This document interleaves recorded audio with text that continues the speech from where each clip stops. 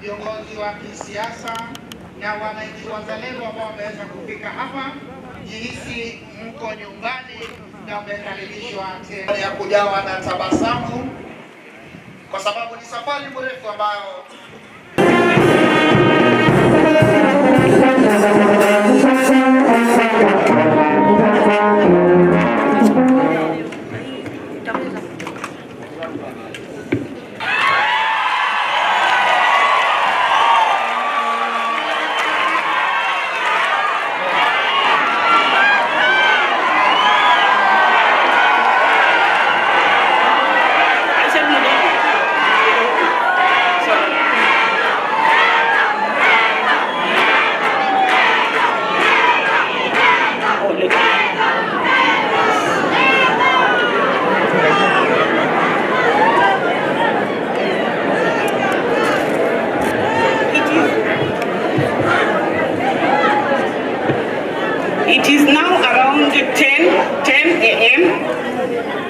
because for the purposes of the laws, we are supposed to perform this function between 10 and 2 p.m. So we are within time. So I'll start this process. Now, we are gathered here for the swearing-in ceremony of the governor of Tharaka Nithi County, pursuant to Gazette Notice number 9936 of the 22nd of August 2022. In fulfillment of the requirements of Article 74 of the Constitution as read with Section 12 of the Assumption of the Office of the Governor Act 2019, my Lord, Lady Justice Cherere, you are called upon to administer the oath of the office to the governor. Now, you look at the Bible. Yes, and you will place your left hand on the Constitution. Where the oath is here. Maybe you will repeat after me. I, Honorable Onesimus Muthomi Njuki, do swear that I shall always truly and diligently do swear that I shall always truly and diligently serve the people and the Republic in the office of the Governor and the Republic of Kenya in the office of the Governor of Tharaka Nithi County. That I shall diligently discharge my duties. And perform my functions in the said office. And that I will do justice to all in accordance with the Constitution. And I shall do justice to all in accordance to the Constitution. And the laws of Kenya. Without fear. Favor. Affection. Or ill will. So help me God.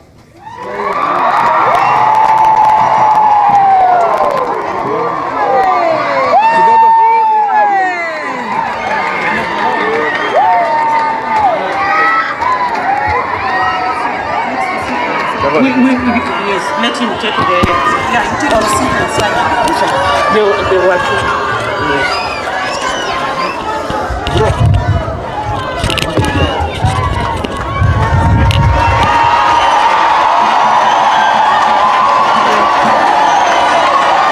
Tuendelea kupiga, tuendelea kushangilia mabibi na mabwana, wananchi watukufu. Ni siku ambayo tulingoja kwa haudi na ugumba, na sherehe kubwa zaidi. Mheshimiwa Gavana anatia sahihi, ishara kwamba amekubalika kikatiba na kisheria kuongoza jimbo la Tharaka Nithi kwa miaka 5.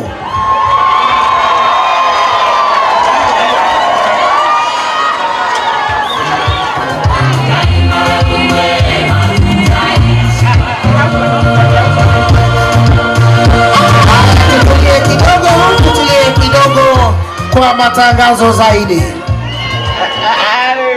I want to announce also that our governor and the deputy governor shall be signing a our commitment to the General Leadership and Integrity Code in compliance with the Leadership and Integrity Act number 19 of 2012.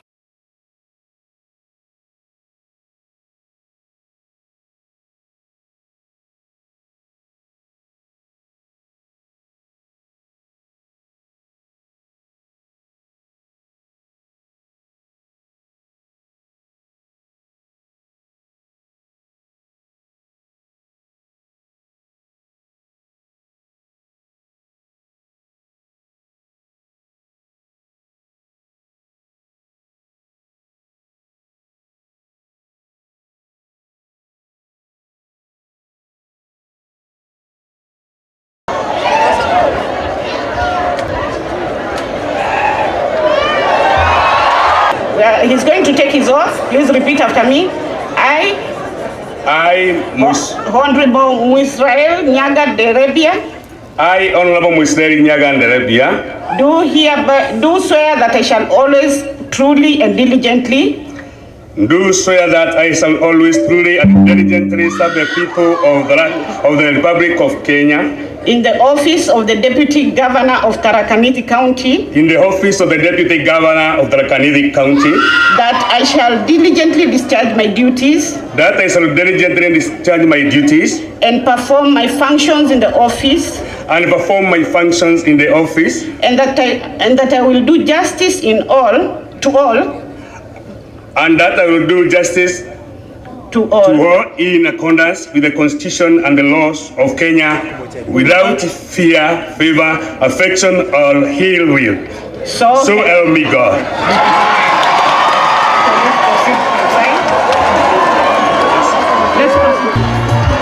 Asante, wanasema mambo ni kangaja huenda yakaja.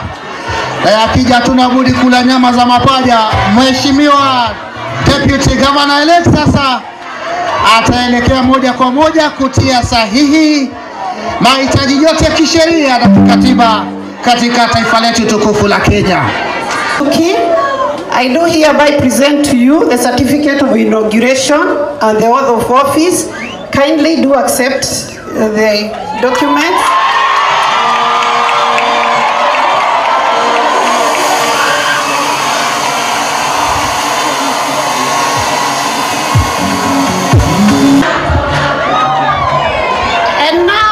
The honor, watu wa Tharaka Nithi, mabibi na mabwana, I have the honor to present to you your governor, Muthomi Njuki.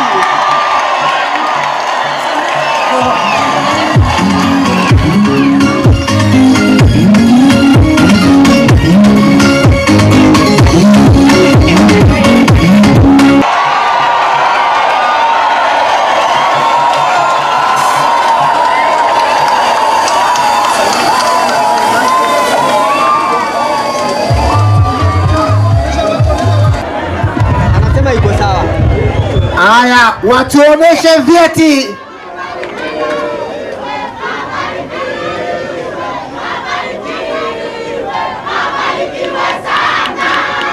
Haya, na sasa tuone cheti rasmi ambacho wameweza kutia sahihi, ishara ya kwamba sasa wako tayari kuweza kuchukua majukumu ambayo wamepewa kisheria na kikatiba.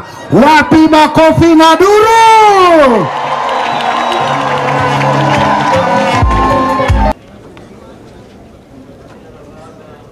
Mwana na Roho Mtakatifu.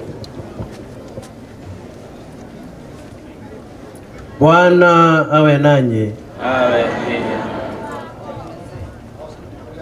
pia. Mungu Baba, wakati huu tunapenda kuomba msamaha kwa sababu kwanza ya dhambi zetu, mahali tumekukosea, ili utusafishe roho zetu na utuweke pamoja, tuwe kitu kimoja, kwa sababu tunaamini kwanza unatupenda sana, na ili tuwe kitu kimoja na familia moja kwa amani na kwa upendo wako.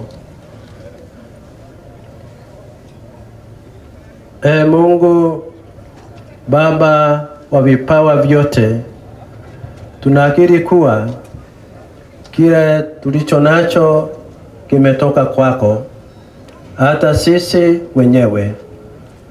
Utufundishe kutambua fadhili za wema wako mkuu, na tukupende kwa moyo mnyofu na kwa nguvu zetu zote. Mungu, dola za wanadamu ziko chini ya mamlaka yako. Umjalie huyu mtumishi wako, kiongozi wetu na msaidizi wake, Deputy Governor Onesimus Muthomi Njuki, na viongozi wale watafanya kazi nao. Umpatie mafanikio mema katika kutumia madaraka yake, akuje siku zote na atafute kukupendeza. Mungu Baba, pia umwezeshe ashughulike daima kuhifadhi na kulinda uhuru na amani kwa ajili ya watu wa kaunti hii ya Tharaka Nithi aliyokabidhiwa. Tunashukuru kwa viongozi wale wengine wote watafanya kazi naye, ili umtambue na umbariki, na wote washikane pamoja ili wafanye kazi yake na kazi yako ile yote umewapatia. Uangalie hawa wasaidizi wale wanatutawala, ili wafanye kazi yao vilivyo kwa ukarimu wako. Pawepo popote katika kaunti hii ustawi wa jamii, uhakika wa amani na maendeleo ya aina yote. Na tunakuomba pia ukae pamoja nasi, ili wakati tumekukosea unajua udhaifu wetu, na wakati tuna furaha kama sasa tunakurudishia asante. Basi ubariki pia familia ya kiongozi wetu Governor ako hapa na msaidizi wake na wale wote watafanya kazi naye. Na tunaomba hayo kwa njia ya Bwana wetu Yesu Kristo mwanao, anayeishi na utawala nawe katika umoja wa Roho Mtakatifu, Mungu daima na milele. Na Mungu Baba, sasa tunakuomba uwabariki hawa viongozi wako hapa, na wale wengine pia watasaidiana kujenga nchi, na sana sana hii familia yetu. Hawa viongozi na familia zao, na wakati huu tunakurudishia asante kwa yale mipango yote wataanza kufanya, ili hapa tuko na sana sana mipango yote ya watapanga ya kuleta maendeleo na amani na ustawi hapa nchini kaunti hii ya Tharaka Nithi. Kwa jina la Baba na la Mwana na Roho Mtakatifu, amina.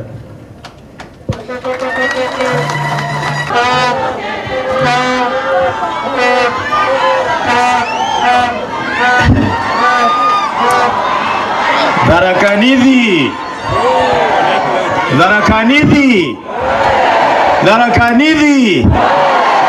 Emukumona na medho maere ukaigua no kumona na medho maere ukiria njere mombira ni ngai ni ngai ni ngai ni ngai ni ngai ni ngai ni ngai.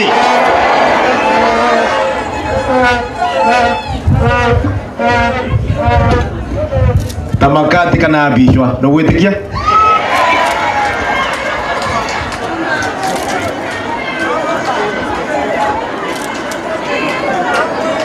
The presiding judge and the magistrates who have given us the oath today, His Excellency the Deputy Governor of Tharaka Nithi, Honorable Muisraeli, members of Parliament elect, who are here today, the Speaker of the County Assembly, the Clerk of the County Assembly, the County Assembly members-elect, the county employees who are here today, the clergy led by Bishop Salesio Mugambi of the Diocese of Meru, all the other distinguished guests, ladies and gentlemen, good morning. Good morning. I stand here today humbled and in full gratitude to the Almighty God for getting me this far. For it is only through His grace and abounding love that I'm here, having taken the oath of office to serve Tharaka Nithi for the second term. I also thank you, the great people of Tharaka Nithi, for believing in me and your unwavering support against all odds. I am overwhelmed by the faith you have expressed in my leadership, and I can only reciprocate your goodwill by dedicating each and every day to serving you diligently for the next 5 years. Let me also take this opportunity to express my gratitude to you for turning out in large numbers to peacefully vote in the just concluded general elections. The men and women who overwhelmingly and voted for me and the rest of the members who are here today and the rest of Kenya are truly the champions of Kenya today. It is said that no man is an island, and therefore I did not accomplish this alone. The stakeholders who did this to ensure that we have victory had very many teams who played various roles in ensuring that we get where we are today. I'll start by thanking my family, led by my dear wife who is here today, for supporting me right from the house to the office and to the campaign field, which was not a joke. I also want to thank the leaders who are here today, have been elected, for accompanying me in the campaign trail and working together. And also I want to thank the dedicated supporters, the Kenya team and Kenya Kwanza and the UDA team for standing with us during the campaign period. In particular, I'm very grateful to my secretariat and all the teams that ensured that we had organized well-oiled campaign that was full of peace and with godly manners in the campaign trail. I will not forget to thank our party leader, the President-elect, His Excellency Dr. William Samoei Ruto, for the support he gave us and allowing us to run on his party, and even those who are not in his party affiliated to the same in Tharaka Nithi County. I will not forget to thank the IEBC, the Independent Electoral and Boundaries Commission, for spearheading a free, fair, credible and transparent general election that has seen the results that we have today. An election is a competition of ideas where the majority normally have their way and the minority have their say.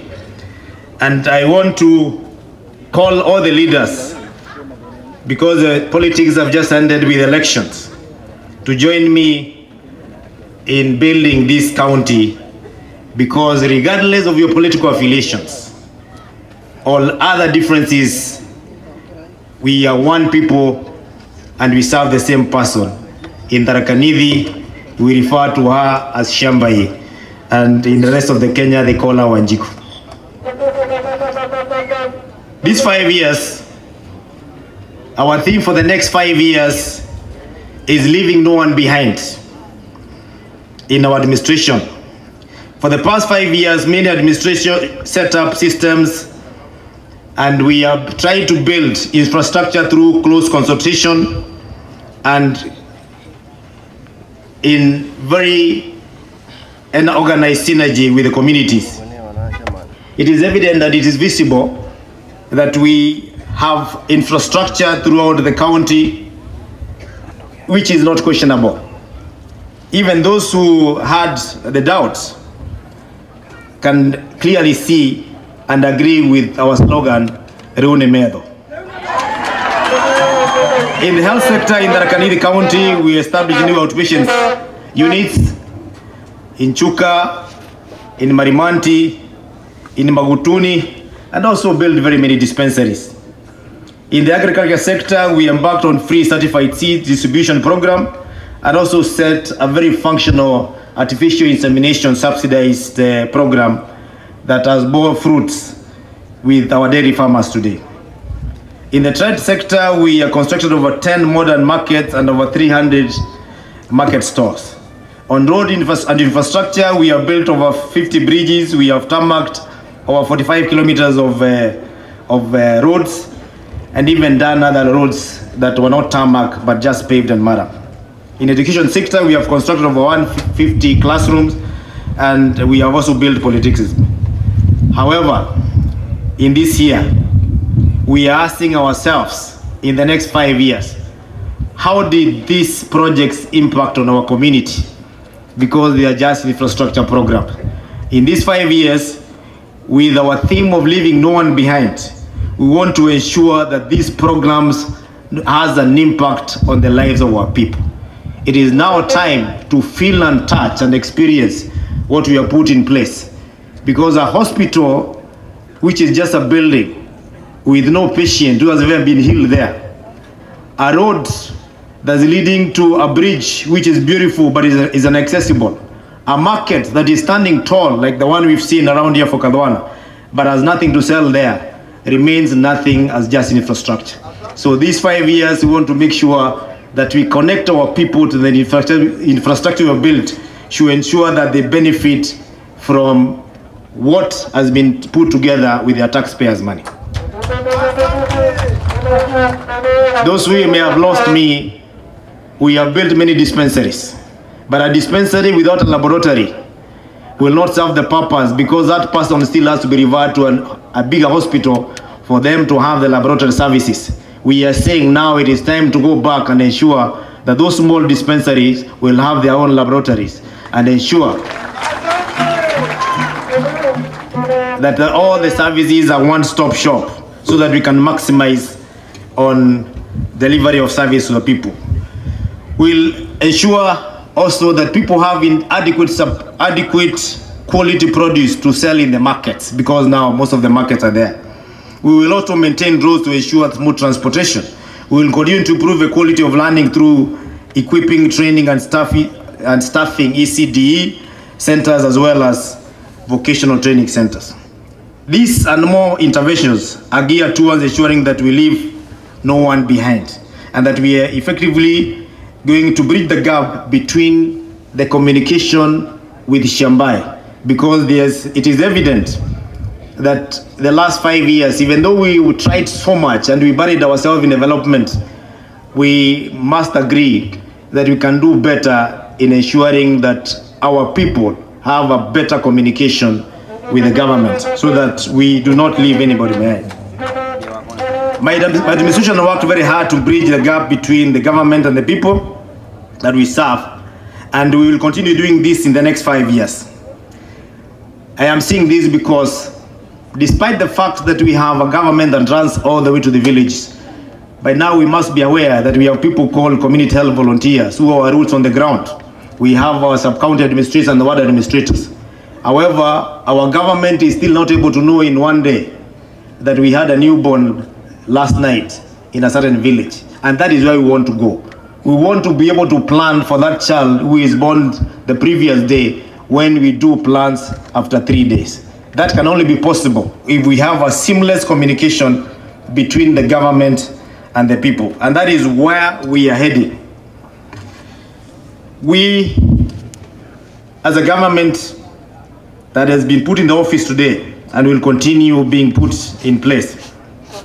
We will strive to entrench communication with people living with special needs, with Mama Mboga, chamas, youth groups, juakali artisans, boda boda operators, barbers, saloonists, and others who contribute, whose contribution has not been fully realized in the recent times, so that we can be able to help them build on their business to be able to take care of their families.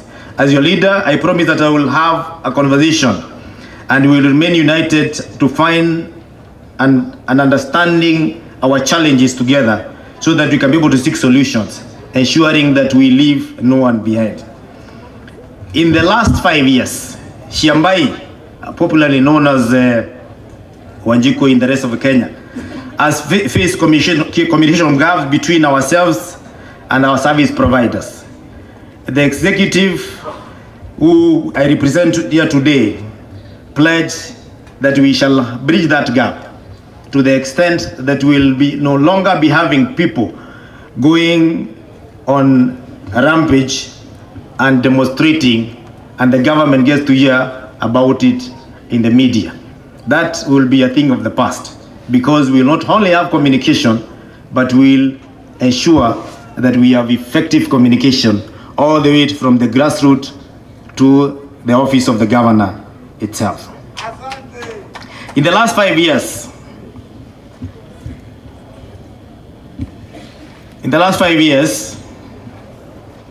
I have had some times to do an intervention that did not get approval of most people. Late last year, I disguised myself as an old man, as a patient, and walked into Chuka Hospital, the outpatient. And some people said that I was doing Mashangi, which is a comedian. But I want to guarantee you that after I did Mashangi, or a disguised comedian, or an old man in Chuka Referral Hospital, the services improved, as is evident today.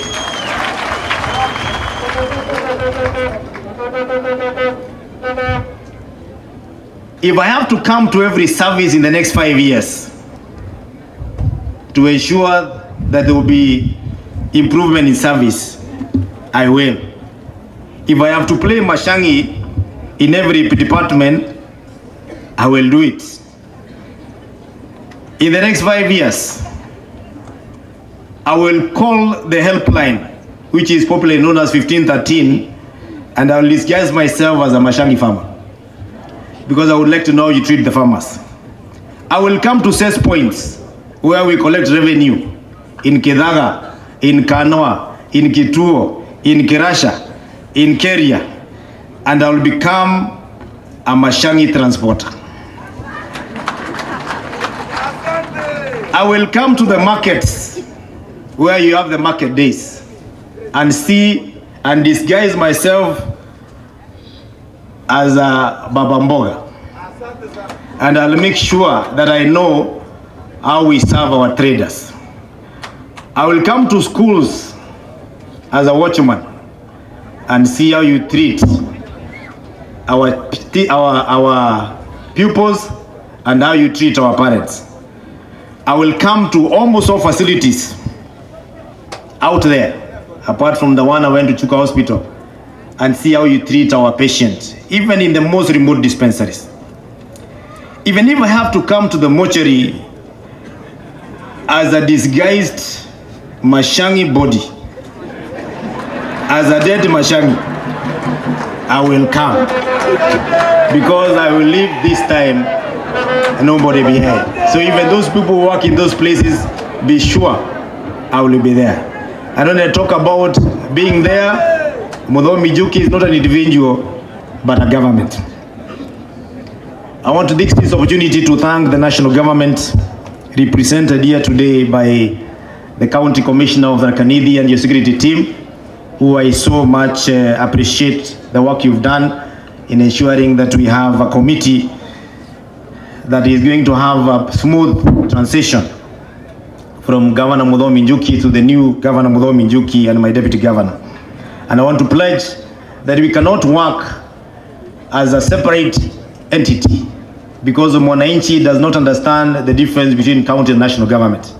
I want to pledge today here before these people that we will have a seamless and not negotiable cooperation between the county government and the national government, having put behind all the issues that may have been there during and within the campaign period that you so much understand. Because going forward, it is now service time and not politics time. I do not want to forget to thank the County Assembly of Tharaka Nithi. The previous County Assembly, represented here by the clerk of the County Assembly, had a very zealous in terms, they had a zeal in ensuring that they make bills that was a thing of the past in the previous county assemblies. It is important for me to tell the people who are sitting in this room that the county assembly that has just ended did a record bill or laws that are helping the people of Tharaka Nithi, and a total of 39 bills in only 5 years. Out of those 39 bills, I've already assented to 37 of them, and they are being used by our people to improve the livelihood in Tharaka Nithi County. I want to thank them, even as they bow out of office, to give way to the third assembly of Tharaka Nithi. In particular, I want to recognize that they gave us revolutionary bills like the Youth Empowerment Program of 2020 that enabled our youth to be able to get youth empowerment equipment and also funds to be able to enable them to better their lives. You may not believe it, Tharaka Nithi did not have an act that guided how the bursary is supposed to be distributed. And that is why our people for a long time kept on asking, why is it that the bursaries are not being disbanded? Because there was no law on bursaries. And I want to report that the Tharaka Nithi County Assembly that has just left passed the Tharaka Nithi Bursary Act of 2018 that is being used today to give bursaries to our communities. We had a climate change 2019 and also the bill for the PWD that has enabled us to be able to serve them effectively, among others. I am challenging the incoming members of the third county assembly to ensure that they exceed this record of that 9 bills and ensure that we have a county that is guided by rule of law that is geared towards making sure that service delivery is not hampered by legal issues. Ladies and gentlemen, as we embark on this second term, with eyes fixed on the task ahead, we must appreciate the steps taken in 6 main thematic areas that drive our socio-economic well-being. These are agriculture, health, road, infrastructure, urban development, trades, and education. I want to recognize that Tharaka Nithi is basically agriculture-based, agriculture economy-based county, because 90% of our economic activity comes from agriculture. It is true that in the last many years, since 1963, it's not only in the last 5 years, the agriculture sector faced a myriad of problems that are very well known to you. Allow me to mention that we lack guaranteed markets for produce for our people. That you go in production, not only to feed your family, but you also want to make some money out of that agriculture. But you're not guaranteed of a market for that produce that you produce. That is what we want to work on in these 5 years. That you want to ensure that you will not go into production with mixed feelings or doubts of where will I sell my produce. We also want to make sure that we do not only have markets, but we have what we call the minimum guaranteed returns on your investment. That when you go to produce your coffee, you are sure what price will you be able to get in the market. When you go to produce your ndengo, you should be sure that I will sell this ndengo at 100 shillings per kg.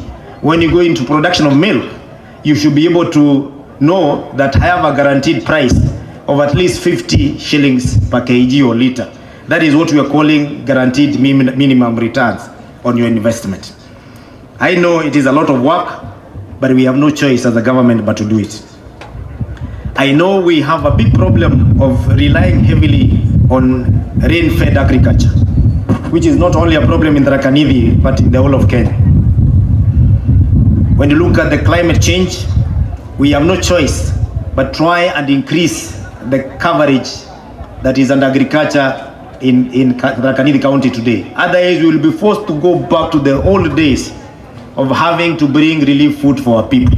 So our commitment as a government is that we must put investment in ensuring that we increase the acreage that is going to be under irrigation in our county. I know one of the reasons why we normally have poor prices for our crop is because we have fears of having to keep what we produce up to the next season when the prices are better, because immediately after production the prices are very bad. And therefore there is the issue of the post-harvest losses that we seek to address by making sure that we operationalize our grain stores, our grain storage, what is usually called cereals and produce board by the rest of Kenya. We have a store in Mukodhima, we have a store in Mukoni, we have a store in Midero that serves our 3 constituencies, and we will still build 2 more. And we want to make sure that we operationalize those cereal stores to make sure that our farmers have a place for storage of our produce with guaranteed market, even as they go to the harvest. Over the last 5 years, my government has run successful seed distribution, which most people normally ask, what will a packet of 2 kgs do to a farmer who requires maybe 90 kgs? I want to tell you that the program of certified seed distribution in Tharaka Nithi has liberalized our farmers by teaching them to use certified seeds instead of recycling the seed that they are produced from their farms. And that is what has enabled us to have increases in production today, that has enabled our people to run away from the culture of having food relief for almost the last 4 years. We haven't seen a truck unless those who are willing. Sometimes I think that there are other reasons beyond giving relief food, maybe like campaigns. But we never had serious hunger that was devastating in Tharaka Nithi because our hard-working people now got the culture of buying certified quality seeds like the way they have been shown by the government of the day. We want to promise that this certified seed program will continue for the next 5 years as long as we're in the office. And in addition, we'll also ensure that apart from the seeds, we have subsidized fertilizer. And subsidized fertilizer does not mean free fertilizer. It means fertilizer that is going to have a lower price compared to what you find in the shops in the local market. I know we have a problem there where a few cartels normally organize themselves to buy all the fertilizer. We will go into registering farmers so that in every village, in every location, we know your farms, we know your acreage, and we know the owner. When you get to a cereal store, you'll find your package of fertilizer packed in your name, waiting for you to pay and collect. It is only after you fail to collect that you can be able to give it out. And therefore, those who had plans on how they will get cheaper fertilizer to take to their shops, you may have to look somewhere else, because we have a plan and we shall implement it by all means possible. Ladies and gentlemen, we also have a vibrant artificial insemination program, which I'm sure most of you here have benefited from. Artificial insemination is popularly known as in our vernacular, Toshaotoamebira. Those that have come without having the use of a bull, by having officers which we have put on the ground. What has this done to our people? We have increased the milk production from 22 million liters in 2017 to a record 44 million liters in 2021. It therefore means that the milk production that we are experiencing today in Tharaka Nithi is enough for now to put a milk processing plant so that you can be able to have a value addition for milk, and you can move away from the prices that are forced by circumstances, that are very low prices, that are usually devastating our farmers. So I am telling you, note today that in these 5 years, Tharaka Nithi will have a milk processing plant in Tharaka Nithi. We have also rolled out in the last 5 years a subsidy program for 1,700 farmers in agroforestry, in seedlings, and also aggregation centers and stores that are distributed all over the Tharaka Nithi County in those who do pulses and grains. And this will only continue because we know where we produce them, and that is going to help us in having guaranteed minimum returns. In agriculture sector, we have had irrigation schemes that are put in place. We are asking for more irrigation schemes. But our focus these 5 years is not just irrigation schemes, but what you do without water, with that water that you get in irrigation. What is the difference between you, the farmer who has an irrigation project in your location, and those who don't have? Because when you give you irrigation and all you can do is plant maize for roasting, a few bananas for your children, then we are not having any value for the investment on that irrigation. We are going to move now to a level where we are going to organize our farmers in irrigation schemes to have what we normally call not only eco-friendly, but what we call agribusiness, where we connect you to markets and you produce for a ready market.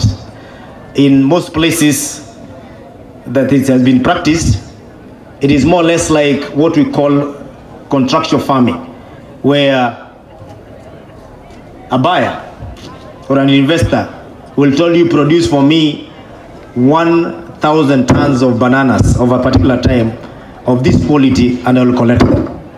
It is therefore not going to be agriculture irrigation as usual. We want to see what you're going to do with that water.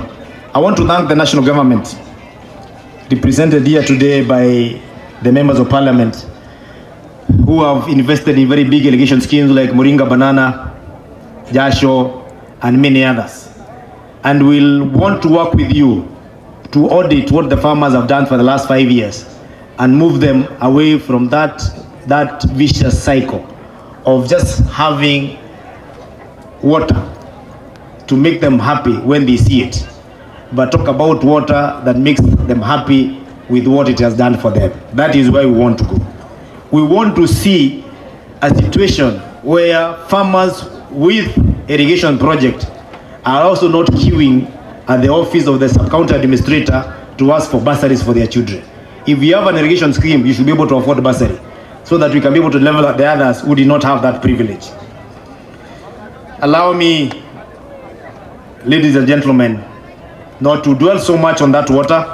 I want to guarantee you we will not only increase the acreage of the irrigation, we will also ensure that we have increased safe domestic water for use in the family. We have our company called Nithiwasco that is currently serving between 20,000 to 50,000 households. We want to ensure that by 2027, we have beyond 50,000 households that are being served with that company, meaning that we want to ensure that we have more than 50,000 taps in your doorstep. When you talk about serving you with domestic water, we are not saying we put one in the market and allow you to go fetch there. We want to bring it to your doorstep. We want to bring it to your homestead. And I hope the Ntiwasco is presented here. That is our vision, and that is what we are going to be pushing you for. In the health sector, allow me to say that we have done so much brick and mortar. Every village is a dispensary. Every big hospital is a humongous building. But how many people have been healed from that hospital? That is what we want to move to. We want to move away from brick and mortar to ensuring that what we've built can be able to give almost all the services that we go for. We move away from here and go for in Nairobi. If we have an OPD like Chuka, it should have a HDU and intensive care units. If we have one in Marimanti, we should make sure that it has the same, and it also has operation theaters. We do not take pride in big buildings that people see when they are passing Yet, when we have an accident around Nithi, people have to be referred somewhere else, like Nairobi or other places. I will not say Embu or Meru for reasons that you know. I want to ensure and assure you today that you will go to Nairobi,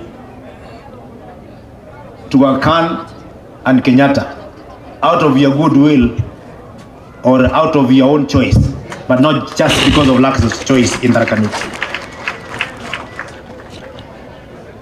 There are very few areas that we've not been able to reach in terms of reducing the distance to a minimum of 5 kilometers in health service. Those areas cannot be more than 7 in number, because we have ensured that we have dispensaries in every village in this county. When I stood here 5 years ago, I told you a story of Kiamurukema, our unit in a place called Katunga Ward, where our people had to travel 20 kilometers to access health services in the neighboring Kamagona dispensary or sometimes close to Kitui County. Today, I want to report that Kiamurukema has a dispensary that is functional. It is not only Kiamurukema, but others that were remote, like Ituja in Mara constituency in Muthomi. Another one called Kanyambu.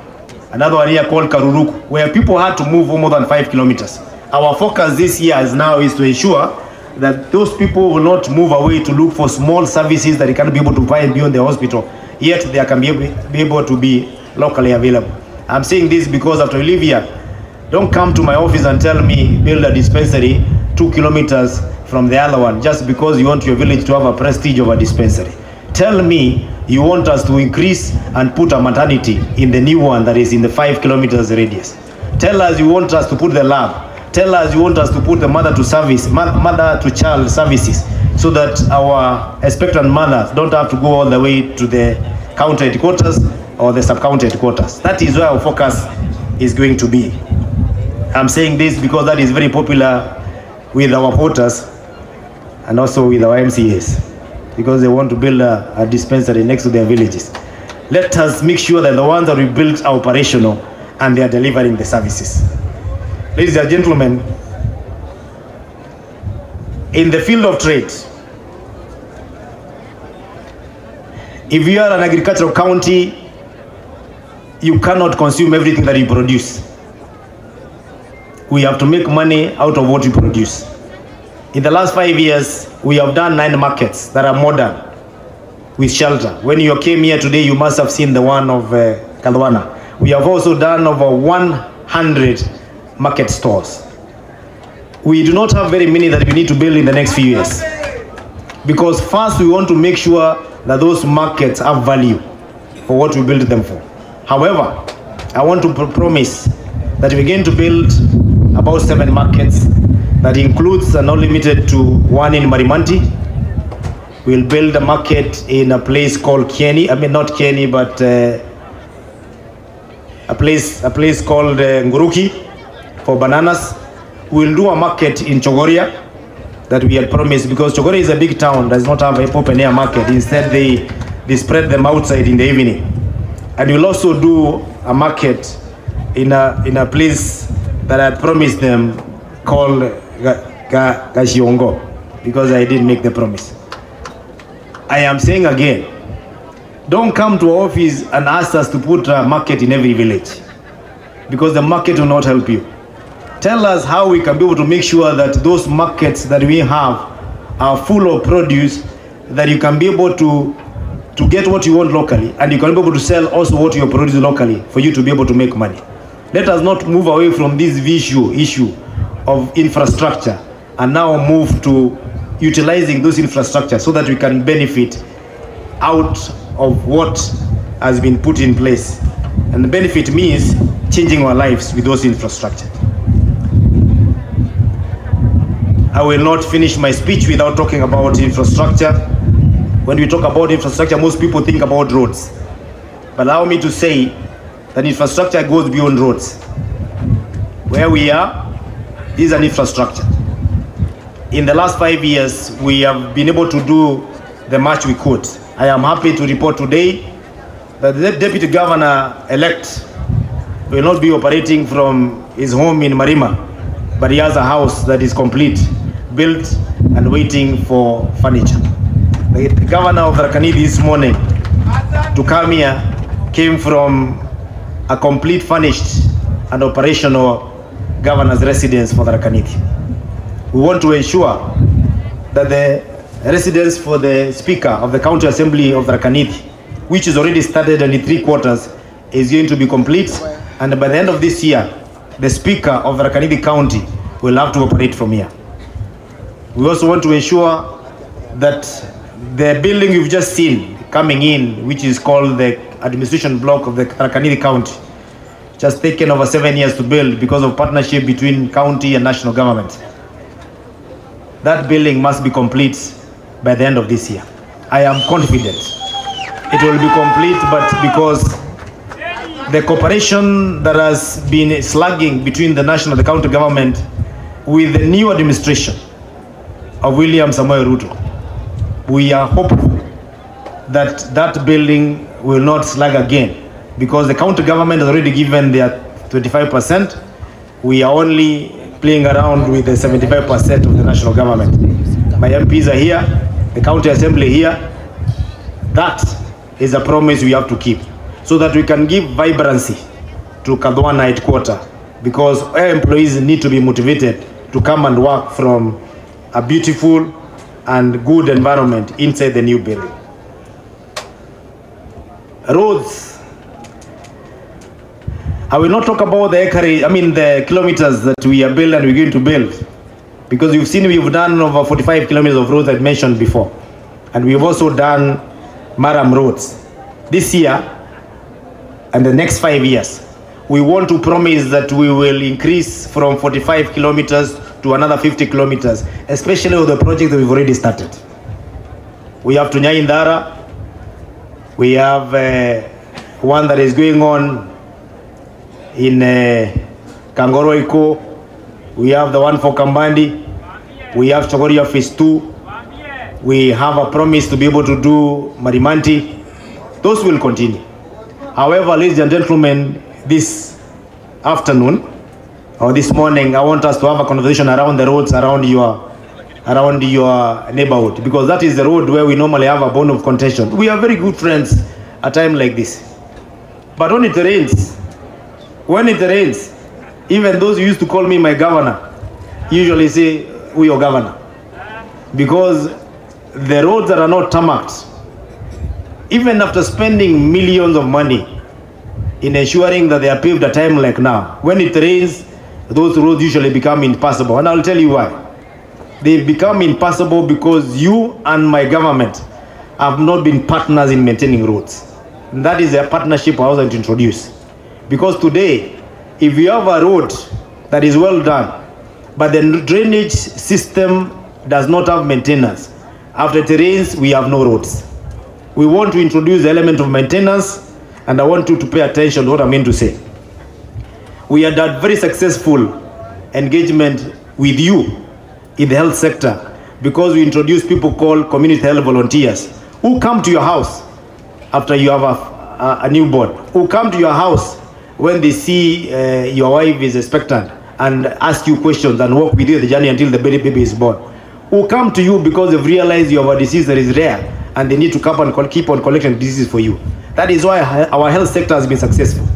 We want to introduce that element to our roads. In the next 5 years, starting this year, we are going to use a law that was passed by the Tharaka Nithi County government called the Road Marshals Law. We are going to employ young men and women in the basis of volunteering, not full employment, where you do your things but you volunteer, and you are given a stipend of between 2,000 and 3,000 shillings per month to maintain the roads around your village. That means that you are going to have a replica of CHV of 1,000 youth, and those old ones who can afford, who are going to be responsible for unblocking the drainage around your village. We don't have to lose a road because a culvert was blocked. Because the governor cannot be in your village to know a culvert is blocked. And the road that we did using 10 million the previous month, becomes a waste. He will be there, she will be there to ensure that those of you who normally block the passage from the road to your house because you want, we have not afforded a culvert, you can also not be able to afford. So what you do is you come with leaves and sand, then you block the drainage so that you can have safe entry into your house. What normally happens, all that water runs back to the road and spoils 10 kilometers of your money. What those people will do, they will ensure, using the law that was passed by the county assembly, you cannot block that road passage to your house. And if you do, then they'll arrest you. What can they do? They'll help you to build something that enables you to get to your house. Meaning we'll be partners in maintaining those roads. Those roads will no longer be governor's roads, MCA's roads. They will be our roads because we are not leaving anybody behind. If you're interested in the job of the road marshals, we will be putting up applications and recruitment the same way we did with the CHVs. And that is not only going to keep your young people busy, they will also make them responsible. Because this time, we have to say the truth and leave nobody behind. Ladies and gentlemen, on that infrastructure program, we did about 40 bridges in the last 5 years. I have seen in our program, we have another 30 that are coming. Allow me not to mention one by one, but I can mention the one of Kalatwa because it's just next year. Wait for us in the village, we are coming. We will do those bridges. Education. A community that is not educated definitely becomes the slaves of others.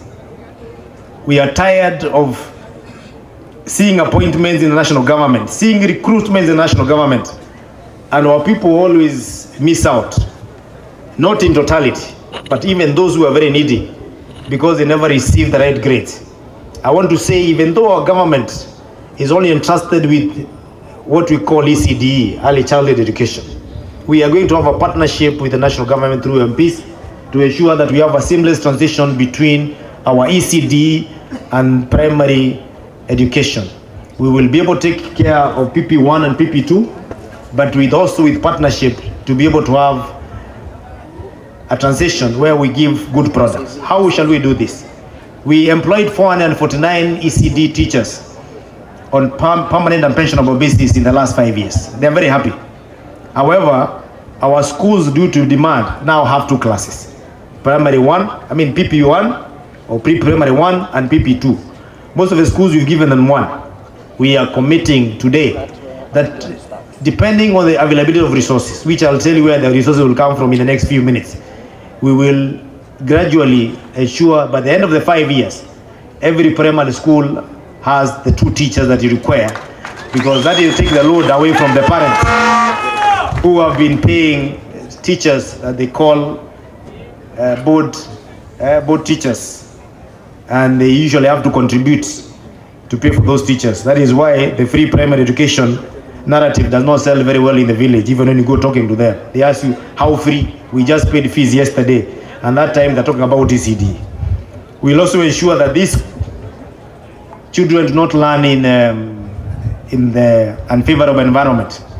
We built 150 ECD classes in the last 5 years. This year, for the next 5 years, we commit to do more than 150 classes depending on the demand. My MCAs are here. Please, let us base the building of the classrooms of the ECD on need, but not on the political basis of which area supported you. Because that has been the biggest problem, where you find some schools that are very needy in the village, but they're not politically right. That is why we'll come in to ensure that we have a partnership with the MCAs to identify the most needy schools, so that we don't keep on adding for the purpose of ensuring that we are politically connected. We need not just equality, but also equity needs to be seen to prevail. Our technical training institutes, we already have 3 that we partnered with the national government. They're doing very well. Thank you to our MPs, the Tharaka Technical College, the Chuka Technical College, the Muragara. They're doing very well. And I want our people to know that you're not doomed when you don't get certificate to go to university. That D+ that you get today, because it is also a gift, you can eventually find yourself in the university if you pass through our vocational training centers, graduate to technical training colleges, and eventually get to the university. We have in the last 5 years made our vocational training institutes or colleges vibrant. Most of them are equipped. They have boarding facilities like dorms. We have increased the stipend for the volunteers. We have paid the managers better. We are increasing the number of instructors. And I want to promise that those institutions that have not been open, not operationalized, not equipped, which are very few in the Rakanithi, we will make sure they are operational before the end of this year. And I'm very well aware that in August when I say that. These institutions include Kiboka, VTC, Karugwaru, and Makutano. And we also have another one here that we did in partnership with the Catholic Mission in Njuki, which is just next to Njuki town. We also make sure that those infrastructure that we're putting in place for you, which is the dorm and the workshop, will also be ready so that we can open them together as the 4 infrastructures. Lastly, our people. Our youth in this county, which forms the bulk of the population, most of them are jobless. Most of them are very educated. Most of them are very willing to work and earn a living. But most of them are looking for white-collar jobs, which are diminishing every day. I know we've not had a very successful youth program, but our future in these 5 years is focused on the youth. Because when you empower the youth, we will also empower you. We did have a very, very vibrant youth empowerment program, which was enabled by a law that was passed by the County Assembly of Rakanithi, where we gave our youth equipments to be able to work for themselves. There are some who got border borders, others got petrol stations, others got meals and value addition equipment. But believe you me, most of those equipment ended up in the houses. Why? Because a youth with an equipment, without capital, to be able to make it operational, it's a useless gadget. We have gone ahead and we're going to make this a reality. We partnered with KCB Foundation, and we also in conversation with other banks, that what is it that does not allow you as a bank to give our youth money, soft loan, to be able to operationalize the equipment? It is because of the high interest rate. A youth cannot afford to have a loan of 300, 500, 1 million shillings with an interest rate of 24%. They will not be able to afford it. But you have said, if we tailor make it with 2 things. One, the county government stands surety for you. We are your guarantors. Why are we your guarantors? Because we have given you the portion meal. The portion meal will be given you already, and will give you, will be used as a collateral with our guarantee that the money will be given by the bank you will pay. In addition, we will put aside some funds which will deposit with the banks as a collateral to ensure that the interest of the bank goes down from 24% to between 5 and 8%. If you can't be able to pay a loan with an interest rate of 8%, then you're not a business person. That is where we are focusing, and that is where we want to go. So youth, beware and look out for our youth program, because we want to make you not a youth who runs around in the Rakanithi County and be used by politicians. We want to make you the businessman and woman who will fund the politician of 2027. This is where we want to begin. When I talk about youth, I am not basically not talking about one individual. Please be in those groups. Be in those groups, because we need you to have more brains to manage your business than when you do it alone as an individual. So we'll be looking at groups, not only individuals. I know in that field of trades, the people who do coffee, the people who do tea, and the people who do green grams are asking, what is it in this government in the next 5 years? Tharaka Nithi is among the few counties that usually don't benefit much from their sale of coffee, because the cartel we have here in Nairobi, a bit in Thika and the environment, usually make more money from coffee than you, the farmer. I can see the chairman of cooperative for coffee is around. I want to give an assurance to the people, coffee farmers in Tharaka Nithi. Whatever it takes, even if we have to lose our lives for it, our coffee will be sold in the international market, where we'll have direct importation like other counties that are doing it. Because if Kirinyaga is doing it, if Nyeri is doing it, why can't Tharaka Nithi do it? That cartel has to stop from here. Those who are managing coffee in Tharaka Nithi, and they have made it very hard for their farmers to sell coffee out there because you have interest in the people you are selling coffee here as a manager. Please, you have to sacrifice your interest and ensure that those coffee farmers can be able to smell the money as the same way people in London are smelling our good coffee when they enjoy it. That is what we are looking forward to. The tea farmers, we are going to continue partnering with you. We have built a few tea buying centers. We will continue building more. We'll do the infrastructure together to make sure that your quality of tea reaches the market just the way it left the farm, so that you can be able to make more money for it. Of course, the MPs are here. They know about the laws on the tea and coffee. They will help us so that we make sure that we navigate our legal handles together so that we can be able to achieve that. Lastly, on that field, the pulse farmers, that is the ndengo and grains. We have no reason to have our farmers today being some of the poorest in Kenya. Yet we produce the sorghum that makes most keg in Kenya. I had a talk recently with new Senator for Nakuru, who is the owner of Keroche Industries, and asked why is it that only EABL buys our sorghum, the white one that our people call, is it called Godam? Godam. Why is it that Keroche does not sell? Why do you have to use other products? And she promised that she's going to give EABL a run for their money in Tharaka Nithi. When we have competition in people who buy our sorghum, then we have better prices. And that is what we are looking forward to. We already have an organization, which is an investment organization that is operating from Muthomi grain stores, that we gave them, knowing very well that this is a government facility.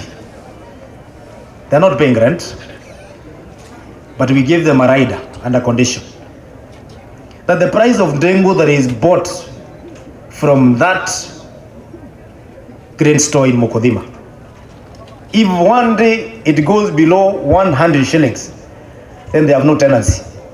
So what we have done is we have bought for you minimum guarantee price for your grains if you take them to the stores.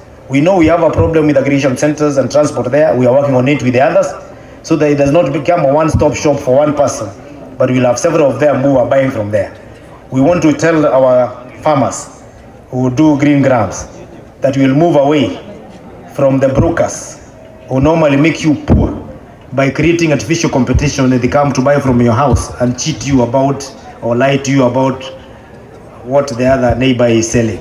We'll continue strengthening our aggregation centers so that we can have collective marketing power.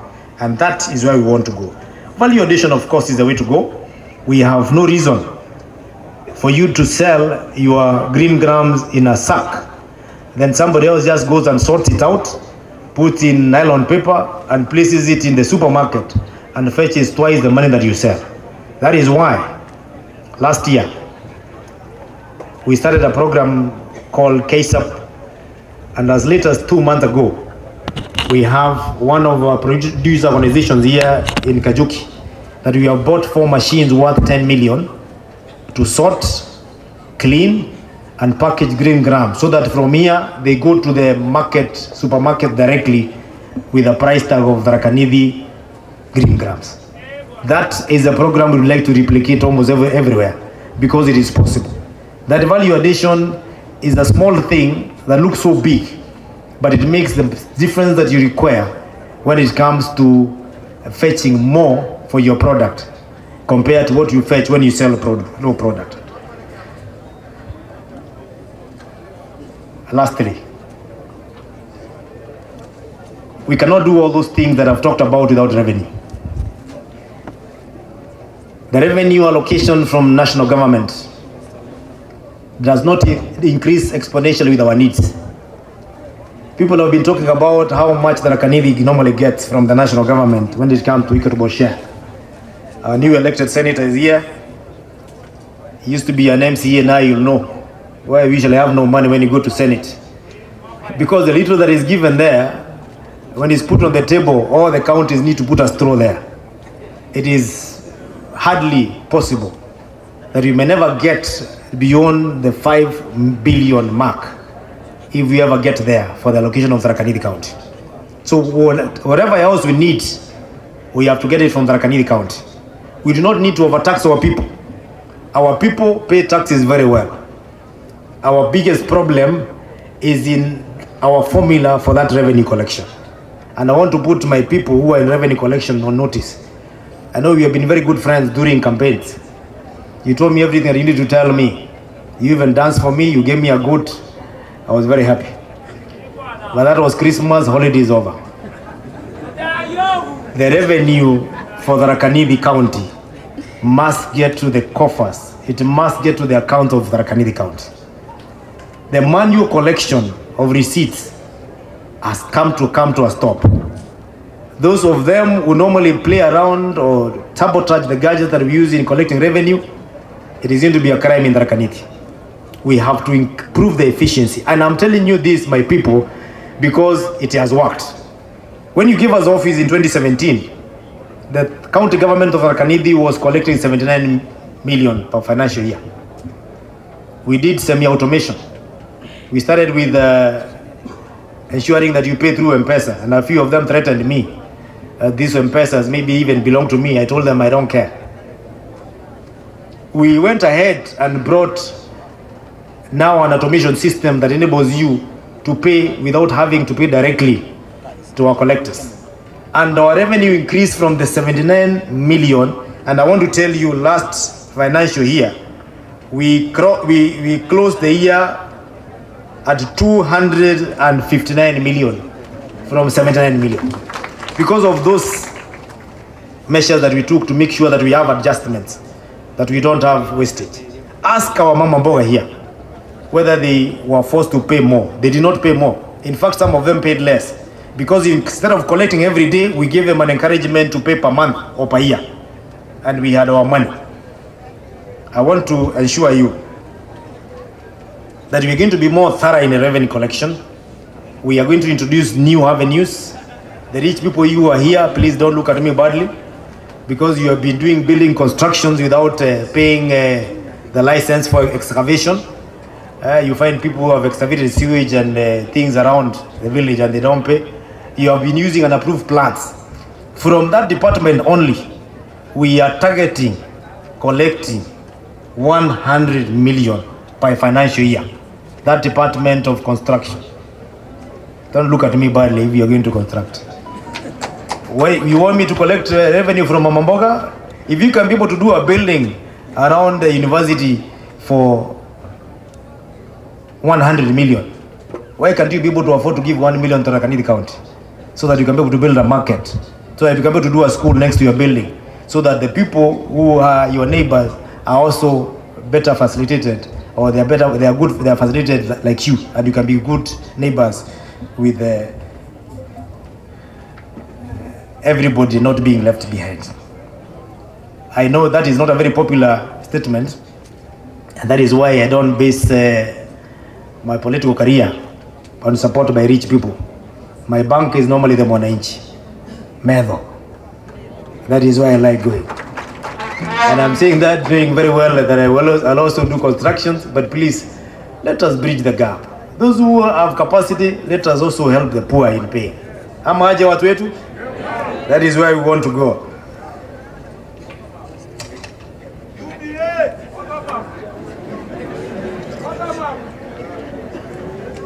In conclusion, my friends who are in the national government here, the county commissioner, the security team, DCCs, chiefs and assistant chiefs, you are our friends. We have had very grueling campaign period, which sometimes had its own issues. I want to promise you on behalf of this team that is seated here, they look beaten, battered, but they have gone even through harder times. They have promised they're going to work with you, and I'm also going to work with you. There will be no problems of county government and national government. There will be our problems. Because the people here, we don't have county people and national government people. They are our people. County commissioner will not speak a different language from the governor. Because we serve the same people. Thank you, Commissioner. We serve the same people. When I talk about road marshals on the road, and the county commissioner and the chiefs find that you're spoiling the road, they will not tell you that is the governor's program. They will tell you it's our program, the chief will arrest you. Those of you wondering what the road marshals will do.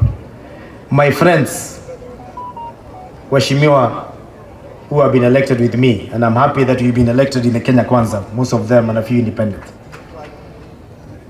This time, I do not want issues. I'm your servant, I'll work with you. I have no ambition in becoming a governor in 2027. So my ambition these 5 years is to be remembered as a man who moved Tharaka-Nithi County from a poverty index down there to a rich county that is going to be felt in the future. So whatever you think I can do, Member of Parliament, for you to assist you achieve your goal, please do, because I'm not your competition in 2027. I know most of you want to be governors. I wish you the best. And me, I'll only be your supporter. I had special greetings from outgoing Senator Kithure Kindiki, Professor. He could not be here today because he's the lead counsel in the case that we have in the Supreme Court, the election petition. And we've also agreed with him. If Tharaka-Nithi will not benefit from our leadership this time, there might never be any other time. With Kithure Kindiki up there as a minister, Kenya Kwanza, Muthomi Njuki down here, the governor of his county, Njuki here as my MP, Patrick Munene here as my MP, Kitonga Murugara here as my MP in Kenya Kwanza, Susan Govi as my woman rep, and Mheshimiwa Kataya as my senator. We have no reason to fail, because we are all subscribers to the hustler narrative of pulling people from the bottom and taking them up. And that is why we said our theme these 5 years is leaving nobody behind. My MCAs are 99.9% Kenya Kwanza, hustler narrative, same manifesto. None of them has a different manifesto from ours. We have 12 out of 15 Kenya Kwanza MCAs. That is 90%. And I want to thank the people of Tharaka-Nithi for doing that. The independent candidate, the three of them, were our people. They just fell out on the way because of competition. They subscribe to the same, and they have assured me we'll work together to deliver this. So our people don't hear about political wars. They want to hear about development wars, where you are competing with development, selling the agenda. Kuruana maendeleo, not political competition. Kana adhiria.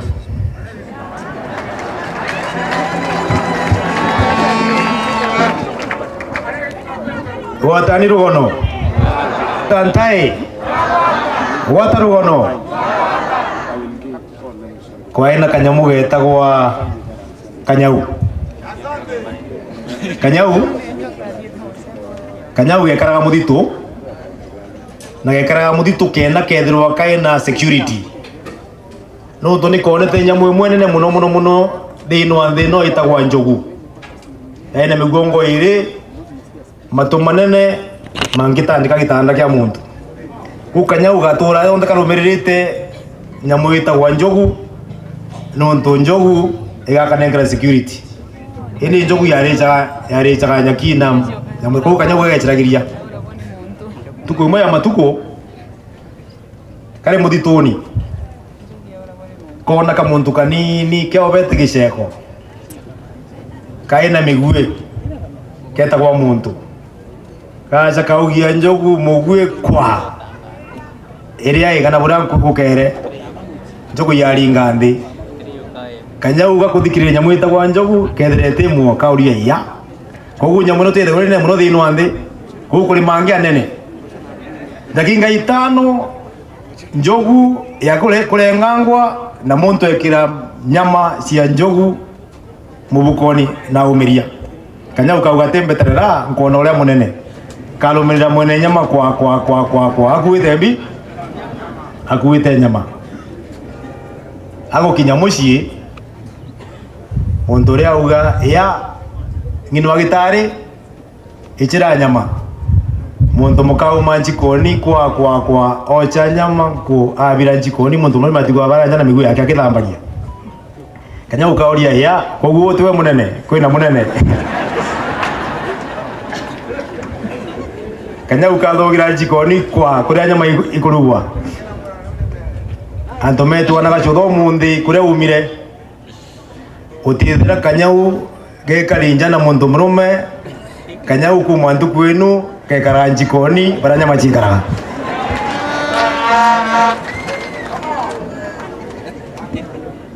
Before 2010, before devolution, nyama chietu chakara muthituni ko Nairobi. Otenkia ichana na Moi. Utiona barabara na tono tona. Otenkia ichana na Moi. Utiona thakora tona baba. Kweria maurongo. Antometu devolution ni atunenkere nyamu itagwa ugatusi into resources chieno kamuchie jikoni. Antometu let us support mama in the kitchen. Kanyau gekareko? Kanyau gekareko? Nimegana mago Kanyau gekare kitchen mune. Kanyau gekare jikoni? Kanyau gekare jikoni? Ni kuga tukarie thirikari yetu tutikwenda guciuka muthituni kuria twekaraga na njogu katwikare baba nuntu nibo into cietu gitithate. With those very many remarks, I know I've not been able to mention everybody in this room, but I want you to know you are very special. Who you made it to come here, even those who are out there would not make it. I value you. It can only be a miracle that I'm standing here today, having taken a hold to South Arakanidi, because you believed in me even in very difficult times. You believed in my deputy governor even in a very difficult circumstances. You believed in my MPs and the MCAs who are said to be in opposition of government. We will not let you down. Thank you very much. May God bless Kenya. May God bless Tarakanidi. May God bless you. It was by singing Kigoso. And I know by that Kigoso, God has been seen in our life. Because they want to overcome it by just me a small standard today. And they say, Israeli baringa ya itune nibehoneire magegania ma mwathani tonduru ciaho iria cia maugite thutha ngayonire niwe gainine na mai ni rwimbo rwerungui na muthenya wa muthi imbere yaku mumbi wa thina wa iguru ni unjikite maundu maingi mamega ona manene itangihota gutariria. So, my fellow inhabitants of Rakanivi, I am assuring His Excellency Governor Muthomi Njuki that I will give him a maximum support to be able to deliver to our electorate. Because it is our core mandate to ensure services are delivered to our people. God bless you. God bless you once again. Asante, tupigeni makofi tafadhali ya mheshimiwa. But God had chosen. He chose the leaders we have today. He chose our governor together with his deputy, all our leaders. God has chosen. And now, may I read this statement on behalf of the National Council of Churches of Kenya, Upper Eastern Region. Your Excellency Muthomi Njuki, Governor, Tharaka Nithi County, on behalf of the National Council of Churches of Kenya and on my own behalf, I congratulate you on your election as the Governor of Tharaka Nithi County.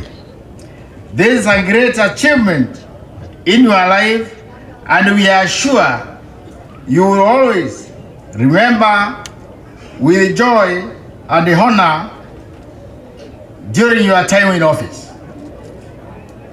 Your Excellency, the Bible in Proverbs 29 and verse 4 observes that by justice a king gives a country stability, but one who is greedy for bribes tears it down. We now urge you to single-mindedly focus on your constitutional mandate bestowed on you by God through the people of Tharaka Nithi County. You will have a great legacy as you endeavor to make devolution a meaningful success through equitable and just service delivery that is premised on and response to the needs and the priorities of the people. If you do this, your animation will adequately, effectively, and efficiently address the different socio-economic challenges facing the residents. These were captured well in your manifesto, and the manifesto the citizens shared with you. It is indeed our hope that in your office you always have the words of our national anthem before you as a reminder of the vision and the mission of our nation.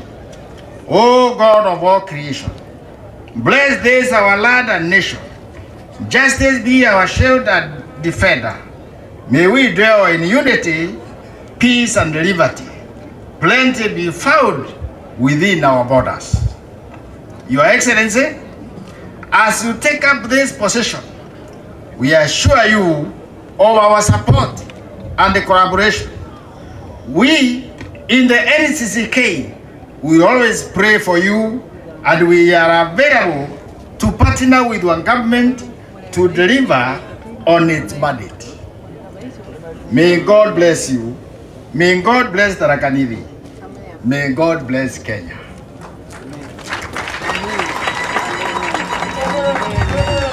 Naam, Sodakta na asante sana.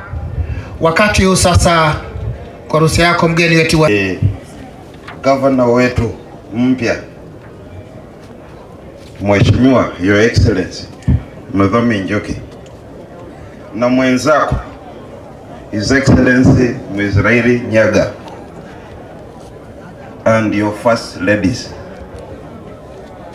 my Lord Bishop Salesio Mugambi, members of the clergy, the presiding judge and chief magistrate, the county security committee, members of parliament, the senators, women rep, wananchi watukufu, mugeni kaire. Tumsifu Yesu Kristo. Bwana Yesu ni mwema na kila wakati. Yangu mgeni wetu wa heshima au wageni wetu wa heshima ni kuwapongeza. You fought a very good fight and you have finished the race. Na sasa ndio kazi inaanza. Mimi yangu ni kuhakikishia ya kwamba wakati nilipotumwa hapa si ilikuwa ni stronghold. Si sote tunajua ya kwamba Tharaka Nithi ni stronghold. Nani ambaye anataka kuachilia msichana mrembo? Si ukimpata si lazima ujaribu kwa kila njia. Mheshimiwa Governor, msichana umemchukua. Mimi nilikuwa nimetumwa kama intermediary. Sasa soke tujaribu, sasa soke tumbembeleze msichana, tukajaribu sasa soke kucheza, lakini ukacheza zaidi. Msichana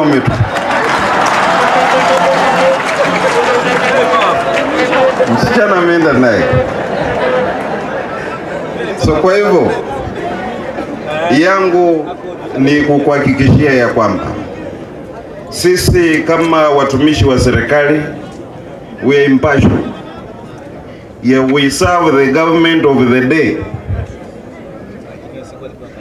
Na ningependa wale ambao nini mko hapa county security committee, you up, stand and salute. Yeah, the governor.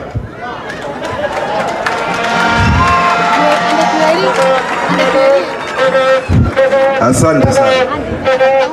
Machiefs wale ambao mko hapa, you up, stand. Yeah, the governor.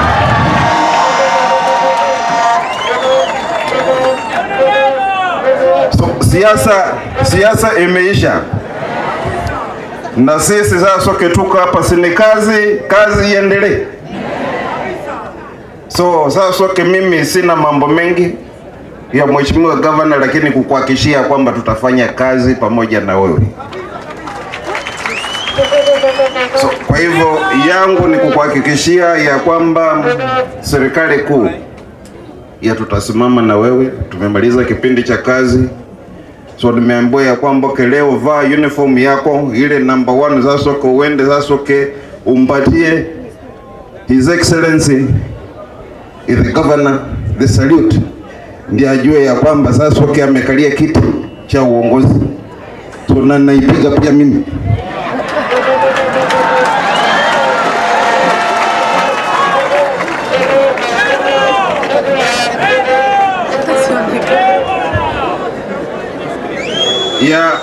Ya mwisho, kwa kuwa sisi ni watawala, hatuna mambo mengi ya kusema, ni ya kwamba wale wote ambao walikupigia kura ni wako, watu wako. Hata wale ambao hawakukupigia kura ni watu wako. Wote washike mkono, tuendeshe mbele kaunti yetu ikuwe kielelezo. Nimesikiza vizuri manifesto yako na ukiitekeleza, I can assure you that Tharaka Nithi County will go very far. Asanteni sana wananchi. Shukrani.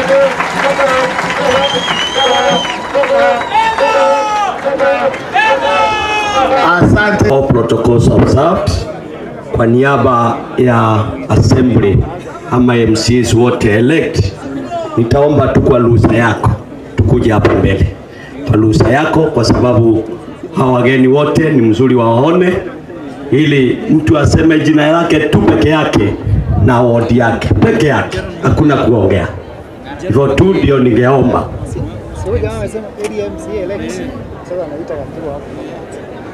Tafadhali naomba jina peke yake na ward yako. Hata yeye alitoka. Bwana Yesu asifiwe. Naitwa Joseph Kenywa Njage, ama Kinyoze DM kutoka Chakariga Ward. Mungu awabariki. Makofi kwake. Asante. Bwana Yesu asifiwe. Tumukumia Yesu Kristo. Mbeta kwa Maogo Morris MCA Muthambi Ward. Asante sana. Bwana Yesu asifiwe. Amen. Jina ni Justin Kidingi, MCA Magumoni Ward. Congrats to the governor, to the deputy governor. Kanidi hoye. Oye. Kamunyo Kennedy, jina langu Marimanti Ward. Mungu awabariki. Bwana Yesu asifiwe. Sylvester Mugao, MCA Gatunga Ward. Bwana Yesu asifiwe. Amen. Mbeta kwa Kakuota MCA Mwimbi. Bwana asifiwe. God is good All the time. Nyaga Marengo, MCA Mukodhima. Congratulations governor. Bwana asifiwe. Bwana asifiwe. Congratulations Bwana Governor. Nyombeta wa Joseph Jero Ingara, MCA Gamba Ng'ombe, hapa tuko. Karibuni sana hapa Gamba Ng'ombe Ward. Thank you Governor. Asante. Bwana Yesu asifiwe. Bwana Yesu asifiwe. Beta wa Gitonga wa Kivuka, aka Kabogo, Gondi Ward. Bwana Yesu asifiwe. Mbitagwa Elizabeth Gateria Wambae from Ganga Ward. Governor, congratulations. Bwana asifiwe. Bwana asifiwe. Mbetagwa Anita Karemi Mbae, MCA Marian Ward. Congratulations Governor. I believe we work for the people of Tharaka Nithi County.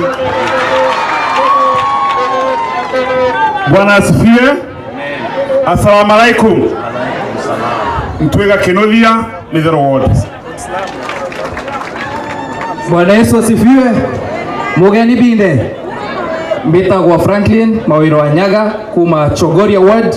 Congratulations Governor, tutafanya kazi pamoja. Bwana asifiwe. Mbetagwa Jacob Murimindeke Kereko, MCA Mogwa Ward. Congratulations Governor. Asante. Hao wote ndio MCA elect wale tuko nao, na kwa niaba yao wote nataka kuchukua nafasi hii niseme governor na deputy governor congratulations. Sisi ile tunataka kusema ni ya kwamba kama vile umesema kwa hotuba yako, ni kweli the 39 bills ile tumepitisha the second assembly, sisi hatuendi hata kupitisha ingine. Tunataka kuhakikisha ya kwamba hiyo yote imefanya kazi, ili tuone watu wetu wa Tharaka Nithi wamesaidika. Ya tatu, nataka kusema kama assembly sisi tunakuja kufanyia Siambai kazi, tutafanya kazi pamoja na wewe na executive, na tunakuhakikishia ya kwamba sisi pale tukiwa watchman pale chini kabisa tuna make sure executive imefanya kazi. Kwa hivyo congratulations and may God bless you. Thank you.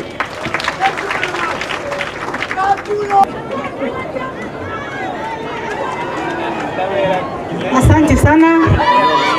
Kwa heshima kubwa sana ya mgeni wetu wa heshima leo, His Excellency Governor Muthomi Njuki na deputy yake ambaye amekuwa mwenzangu pale assembly, Mheshimiwa Nderebia Mwisraeli, wake wao wote, wachungaji wote wakiongozwa na Bishop wa Diocese of Meru, Salexius Mugambi, viongozi wote ambao wako hapa kutoka national government mpaka county government, na wananchi watukufu wa Tharaka Nithi County. Hamjambo?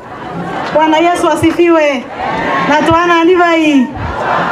Asante sana. Jina langu ni Susan Goge wa Mwindu, Woman Rep elect Tharaka Nithi County. Langu hapa tu siku ya leo ni kusema hongera Governor Muthomi Njuki pamoja na naibu wako. Imekuwa kazi ngumu najua. I've watched you traverse this county selling your signature Runi Medho. Watu wengi wakatoka ku counter this signature of yours with the one that I wouldn't want to mention here. But you've really worked hard. You've really showed us that you don't just work very hard, you also work very, very smart. umefanya vizuri, ukachapa kazi, ukakuwa smart na wananchi wa Tharaka Nithi County wakakuchagua tena. Umekuwa kiongozi wetu pale assembly, tumekuwa tukikufuata sana sana, tumekuwa sana kwa mlengo wa Kenya Kwanza, na nashukuru Mungu that we've been elected under the coalition of Kenya Kwanza. Kama mama wa kaunti hii, nitaunganisha wote.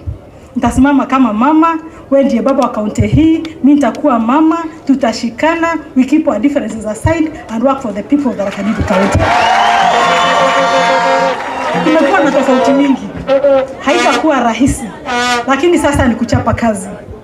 When I was campaigning, especially in Chuka, nilikuwa nasema hivi, na nikubali niseme kwa Kitharaka. That's why I always say that utamaduni wetu huenziwe. Ndathi ya Chuka nkabera terere, Mutharaka imwana wa Chiambandi, Mochuka imwana wa Chiangoi. Nkabera Chuka mimbetegeria ni, tioto kukwetegira tubunenkere mwana wa Chiangoi, atawale akathwana are baba wetu. Kabera mtu Mochuka imoruajia, etegira na kokarega Chiambandi, yeti nara Nairobi, kota na mutha kwa Chiangoi, tupeleke kaunti ino mbere. Nkaboria terere, ibo kuona toke bwerwa mutha kwa Chiangoi, are kathwana na mwarwa Chiambandi are Nairobi, baka mbera I thank God so much that this has really been actualized. It has been my dream. Kile ambacho nimeangalia kutoka wakati governor alikuwa anaongea na wa county commissioner, kuna kitu nimekuwa nikiombea. That this county headquarters remains a real county headquarters. Kadhana inuliwe. Na naomba kwa sasa county commissioners na wa governor and the other leaders, let us actualize this county headquarters. County headquarters ino cheretwe kwa hali na mali. Tafadhali wale viongozi ambao wamekwamia pale Chuka, teremkeni, county commissioner waongoze. Hii county headquarters kwa county headquarters. And you know I've really showed it. Nenda romba getende raga koronti waterere akwa round there kwa bonde ngakikishia kwamba tukuleta county headquarters ya registrar of births and deaths. Your Excellency, the county commissioner, you know how much I've lobbied for this. I've already demonstrated that county headquarters must be a real county headquarters. But you know that lobbied through registrar of births and deaths. Nahakikishia kwamba registrar of births and deaths akoya mwaka county commissioner akishia kwamba tukuona county commissioner na tunankira ofisi ya registrar of births and deaths na hilo to na county registrar of births and deaths tuchwelekea gukara ale kiereresho. So koronti wakaere through people TV na kwa hivyo county commissioner kama vile the registrar of births and deaths ametushia kwamba ameteremka mpaka Kadhwana, viongozi wote ambao wanahusika kwa kaunti hii naomba wote wafunge virago wateremke mpaka hapa Kadhwana. Sawa? Ndio hii kaunti ndio tuweze kuendelea. Kila kiongozi awajibike akae hapa Kadhwana. Sawa sawa? Nikifika hapo natamatisha ongera zangu nikisema mheshimiwa governor tuko pamoja. Tutafanya kazi pamoja. Mbetaga okambera ginwa kaunti gogokomba nchoto kombarukie. Togeta tamburi baba nge kuna mheshimiwa Kareke, mheshimiwa Pato, mheshimiwa Jinji, mheshimiwa Senator Maidan and MCAs. Tunaangalia na ndio tuweze kuendeleza hii county. Tutikoe self-centered, we keep our differences kando, tuona kanya kare na national government. Tukauria terere mheshimiwa Kareke, mheshimiwa Senator, mheshimiwa Pato na Jinji no mwinyerie. Sana sana getekige akoja affirmative action ya kukiria baba rende mwanke. Ndere kyo kwera terere mheshimiwa governor. Tabora turauga tore kwa Kenya Kwanza, bottom up. Let us identify the bottoms of Tharaka Nithi County, tuinue kutoka chini kwenda juu. Kwa hayo machache, asanteni sana. Na nimesema kusema ya kwamba congratulations to the second assembly of Tharaka Nithi County. Hii assembly imetoa viongozi watatu. We now have our deputy governor who has been the second assembly, we have our senator who has been the second assembly, and then me. Kwa wale ambao wamechaguliwa sasa hivi MCAs, tafadhali look at growth. Grow and develop so to develop Tharaka Nithi County. Thank you very much. Be all blessed. Thank you. Your Excellency, my brother, Mheshimiwa Onesmus Njuki, my very good friend, Mheshimiwa Israeli, my fellow members of parliament, I can see Mheshimiwa Jiji there. I can see Mheshimiwa Pato. I can see Mheshimiwa Kareke Biuki. We have the members of the clergy. I'm proud to see my bishop here, Bishop Salesi Mugambi. I can see the administrators led by our county commissioner, who has just confessed that he was not neutral, but of course, he was serving the government of the day. Today is a big day. I'm happy that if Muthomi Njuki who has been sworn in, then I'm very sure it's a very clear manifestation that we have a living God with us. Because Muthomi Njuki has gone through hell. Muthomi Njuki has faced trumped up charges. Muthomi Njuki has been called names. Muthomi Njuki has been through all things that anyone would not be associated with. I'm happy that the people stood up with Muthomi Njuki. Can you please clap for yourself? And I have even picked quite a lot from the lady who was singing here some minutes ago. Si categorically said that Mbeo Yanga Yetioraga. And I want to say that Muthomi Njuki and the entire leadership, especially the political leadership of the Tharaka-Nithi, is the true sons of God. Can you clap for those true sons of God?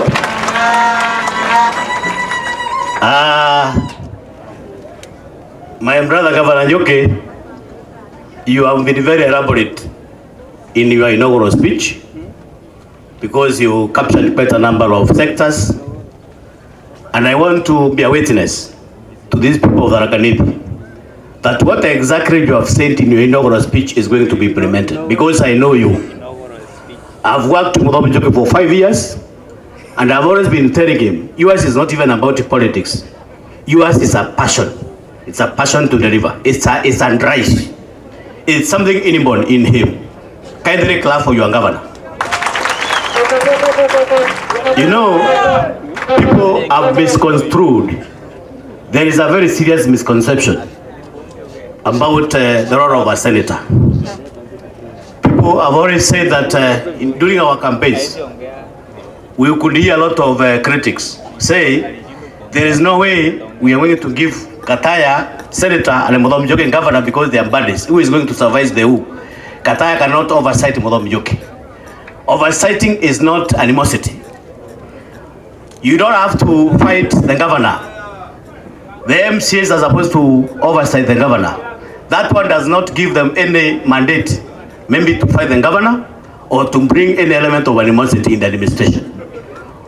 We have agreed as elected leaders of the Tharaka-Nithi that we are going to form a very strong, formidable team, including Mheshimiwa Kareke there, Mheshimiwa Pato, Mheshimiwa Gigi, and we have bestowed that responsibility to Mheshimiwa Governor Njuki as our captain. Because, as you heard him say, the little money that we are getting in terms of our national share, the 5 billion shillings is too little to make any significant development. And under this arrangement, I want to assure people that we are going to be very, very, very vigilous. The entire team which is elected, so that we can complement what the county governments are getting. Because the 5 billion is too little. In this county, we need the dams. In this county, we need the big roads. In this county, we need the industries. In this county, we need so many things that other counties are getting. And I want to assure people of Tharaka-Nithi that your senator is not going to let you down. Governors are given 15%. The MPs are given 2% of the CDF. That money is too little to make any significant difference that you can see. We have a whopping 83% which is left at the national government. That is why you see, if you go to some counties, you will find big roads, tarmac roads. You will find dams. You will find big industries. And that is basically what I'm going to do in Nairobi. I will make sure that the entire country is here. Mheshimiwa, Our Excellency, that one does not say that I'm going to run away from my oversight role. That one does not say that I'm not going to say where we are going wrong, but I'm going to make sure that I am going to team up with the rest of the elected members, including my brothers, my daughter there, Madam Susan Ngoge, to make sure that we pull resources from Nairobi and make our county great. And we expect a lot of support from you because you are the people who put us in this position. Si ni kweli watu yetu? Mheshimiwa Njuki coined a very good slogan. He brought a very good phrase in his campaigns. And he said that you people can't use your eyes, don't use your ears. And that is exactly what you did. Because you went around the county and saw exactly what Mheshimiwa Governor was able to do and what he did for those 5 years, and you elected him. Alright? That's why there was that common phrase called and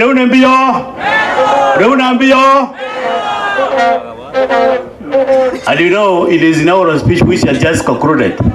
He has said that he has no ambition to be a governor in 2027. So the whole exercise will be entirely to make sure that the Tharaka-Nithi is great. So I don't want to waste much of your time, Mheshimiwa Governor. I promise you my unwavering support. I will give you the necessary support where necessary. Because I will be in Nairobi, please don't hesitate to use me where you think I can be of use to this county. Alright? Mheshimiwa Susan has just stated that we really need to make sure that we actualize this county. I'm happy when a county commissioner, and the rest of the county departmental heads. I'm happy, Mheshimiwa Patu, you have been able to initiate a very magnificent building up at Kadwana. We can see we have the county headquarters there. We have all the structures on board. I think maybe some few logistics here and there so that maybe we can have this county as if it's in glory. I'm happy, Madam Chelela, the judge. You, Chelele, not Chelela. Chelela is the other one. Madam Wajiko Chelele. And your assistant, Madam Gadani. Gadani, am I putting it rightly? Madam Gadani, you people, you have made us proud because you are very social. You danced with us. And we felt like you are part of this society. So with those few remarks, the people, I promise that your senator will be available. And I always said that this is not a senator that will run away from you. Mimi ni senator wa mahasla.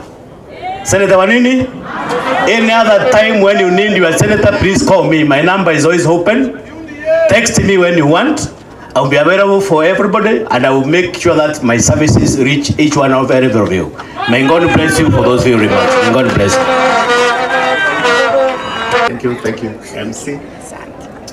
Bwana Yesu asifiwe. Bwana Yesu asifiwe. Your Excellency, the Governor of Tharaka-Nithi County, the Deputy Governor, Your Excellency Muthomi Njuki, Deputy Governor Mwisraeli, wa Bishop, the Catholic Diocese of Meru,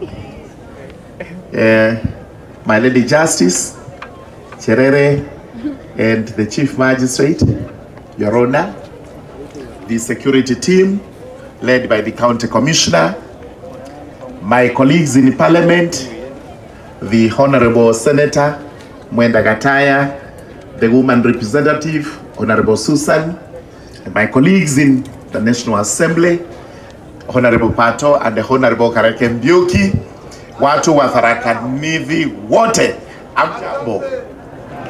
Amjambo tena. Mine, not a lot. First and foremost is to congratulate you, Your Excellency. It has been grueling.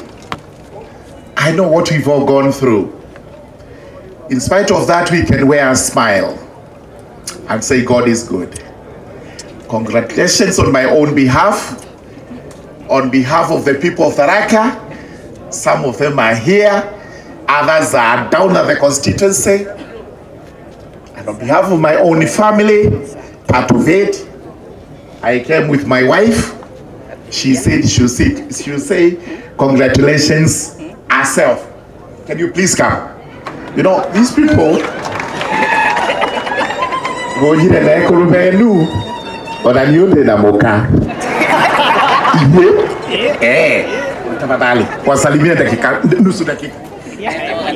Thank you. My name is Gateria Getonga.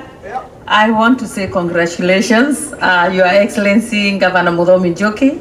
I worked with you for about 2 years when I was in the County Public Service Board. I know you can deliver.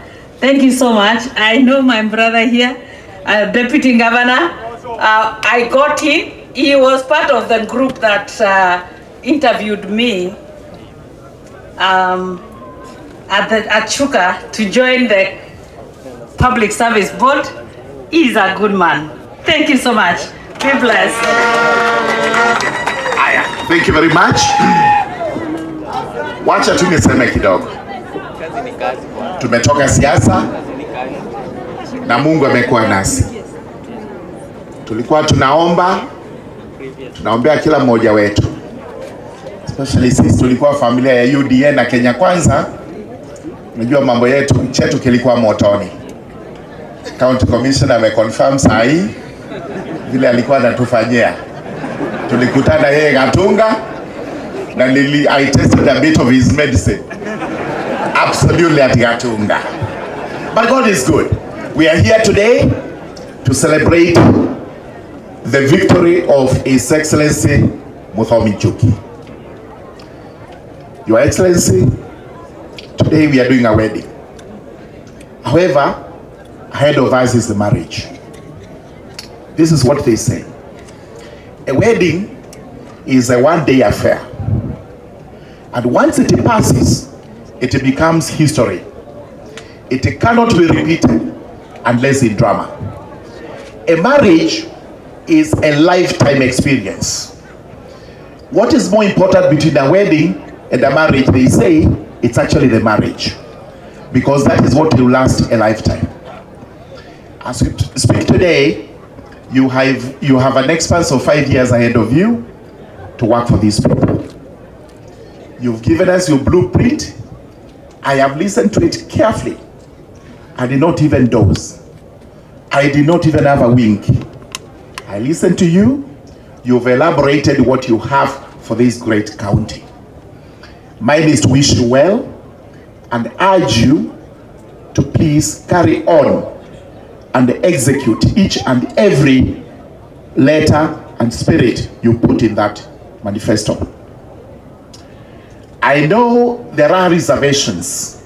It's common with human beings that you are doing your last term. And as a last timer who has confessed that he may not have a lot more to do after that, especially as a governor, there are reservations that Muthomi may not deliver. And therefore he needs strong checks and balances. What I know for sure, as your name is a bee, you work like a bee. You are a worker, you are a person who sets out to do something and will not turn back until that thing is accomplished. I know for sure this blueprint you've given to us is going to be accomplished, and it's going to be a manifestation of your legacy to this great county. Mine, as a second-timer member of parliament, is to wish you the very best and offer myself to you and your government, the government you're coming to inaugurate, that I will do the best I can to assist you, whether here in the county, whether in Nairobi in the Legislative Assembly, or even with the Nairobi Executive, so that in case you require any assistance from me, I commit myself before this multitude that I will offer myself to assist you to achieve your goals. Your Excellency, you also have a very good team of members of parliament who are based in Nairobi, the 5 of us, and we assure you, we are now going to join hands with you, and as the woman rep has said, you are our leader, especially in all the Tharaka Nithi County matters. We will hold you by the hand.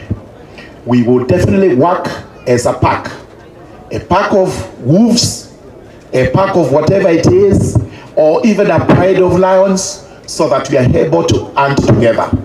We must make Tharaka Nithi great, and this is the time. Any other time may be a fallacy. So we are available to work with you as a pride of lions, so that we hunt together and bring the hunt home. Finally, to my great people of Tharaka Nithi, tumeshinda saa hii, serikali inaendelea kutengenezwa na tuko na president elect. Yule tulichagua sisi wenyewe. All of you here voted for William Samoei Ruto. When we are here today, we know that that gentleman has gone through great tribulations. Everything has been thrown on his way, every hurdle. It's only that this provincial administration which is here cannot confess. They didn't even want to go anywhere where he was. But unfortunately, and it was totally unfortunate, it didn't work that way. It has worked in favor of him and God, because God had chosen him. That small hurdle in the Supreme Court, I'm happy to see my judges here. We have one of the best judiciaries in the country. Believe you me, it will be handled properly, it will be done well, and we will come out of it victorious. In the name of the Lord, we will be victorious. Ours is to pray for him.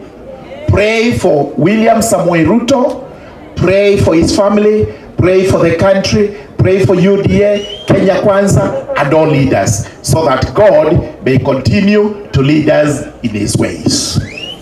With those many remarks, Your Excellency, God bless you. And your wife is here. I recognize her. I recognize Mrs. Muisraeli. These are the people who make you do the work. Believe you me, without them, I have the experience, so I know you too have that experience. God bless you. Serve the county well. We are there for you. Thank you very much. Asante. Asante. Thank you MC. Bwana Yesu asifiwe. Tumukumie Yesu Kristo. Niseme His Excellency the Governor Muthomi Njuki, mama yetu Mrs. Muthomi, I also call her my mother, the Deputy Governor Bwana Muisraeli, my friend and your wife, my Lordship the Bishop, the Catholic Church Meru Diocese, people from the judiciary, our County Commissioner ambaye approved today ni mtu ameokoka vile ananiambianga. Ikifika kuongea ukweli anasema ukweli yote.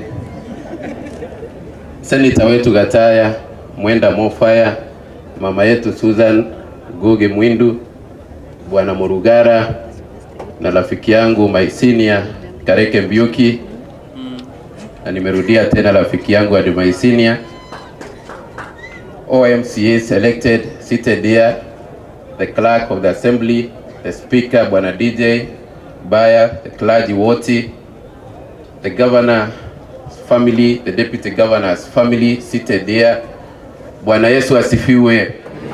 Bwana Yesu asifiwe tena. Nimukenete omundi? Nimukenete? Kwena ndakande iraribarea governor ocha getenti tigo kame andiketu ke captain wa medho itagwa njeu. You know, I noted him from the time I came here. Ukisimama tu anafurahi sana. Asante sana Bwana Njeu. Mbuge machifu wetu pia ambao tumefanya kazi nao vizuri. And Tomato, it's a good day today. I want to congratulate the Governor Muthomi Njuki. Governor, we have worked a journey with you. Najua umepata shida nyingi. But the good thing, I know you well. And I've always known the person they want to paint you is not what you are. Because I've worked with you in CDF, I've worked with you as a personal assistant, I've worked with you as your chairman for the loans committee, I've worked with you as a secretary to your CDF, and I know you. Mimi leo sijakuja hapa kukuambia vile utafanya kazi. Niko hapa kuambia wananchi, I know Muthomi is a worker. Tunajua mahali Muthomi ametoa hii county kama Tharaka Nithi. Si zote tunajua hivyo. Si tunajua mahali tulikuwa na mahali ametufikisha. So governor, mimi nimekuja to issue well. Because I know with you, this county is in very safe hands. Very safe hands. And you picked a good deputy. Hakuna kitu mzuri kama kufanya kazi na somebody who is jovial. Wakati uko na pressure, unakutana na Muisraeli inaisha. Wakati umesumbuka sana na pressure, unajua hata kwa siasa ukikutana na Muisraeli pressure go inaisha immediately. So you also picked a good deputy and a God-fearing man, which is very important. Nataka kusema this county belongs to God. Hii ni county ya Mungu. Wakati tulikuwa na pressure ya siasa sana, there's a verse in the Bible that really guides me. I think it's 2 Chronicles, I don't know, 2017, that says, stay still, don't fight, and take your position and see the victory God is going to give you. God has given us victory because you stayed calm. You took your position. And now the most important thing is to keep that position. And that position is closer and nearer to God. That is the position. Mimi sina mengi ya kusema. It's a good day for this county. Ile kitu nataka kusema ni siasa imeisha. And we don't have winners and losers in this county. It was a competition of ideas. Na ukiona kila mtu alisimama kuomba kiti, add something he wanted to do to the people. Hakuna mtu aliomba kiti kama alikuwa na ubaya na hii county, ama constituency, ama ward. So we need to bury the hatchet. We need to put that in the past na tujenge Tharaka Nithi. Ama mnasema nini? Tunakubaliana hivyo? Na niliona watu siku nyingine wakiuliza whether this county meets ama viongozi ukutana wa hii county. I want to confirm to you, the day we left Kalen, after the deputy president was announced as a president-elect, Governor Muthomi Njuki summoned us as members of parliament. And we have already had our first meeting as leaders of Tharaka Nithi. Watu wetu, even our memorandum that we want to present to the president-elect is leading.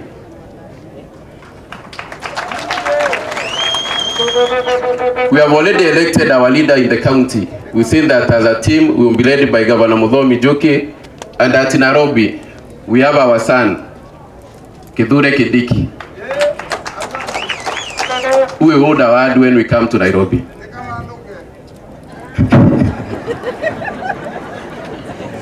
Tunaelewana na tunaendelea kuombea ile kesi iko kotini ishe, kwa sababu tunajua hiyo kesi ikiisha, Tharaka Nithi tutakuwa pale kwa ile serikali. Na tunaendelea kuombea rais wetu William Ruto akichukua ushukani wa hii nchi, akumbuke Tharaka Nithi, na the only way and best way can remember us is giving us the first ministerial position since independence. We have the candidate is qualified. The candidate is none other than Professor Kithure Kindiki. He is qualified and he has worked for it. It won't be such a big favor. He has worked for it. Even as we sit here, he is also working for it at the Supreme Court. Ya mwisho, Governor, nimekusikiza ukiongea, na saa zingine nilikuambia ukuwe unaniruhusu naongelesha watu si kama mjumbe, kama your personal assistant. I can tell these people, hiyo maneno Njuki amesoma hapa atafanya. Mauntu magu athoma akaruza, nimukumbetekia because I know you do them. Na tunataka kukuhakikishia Governor, we will support you as you work for this county.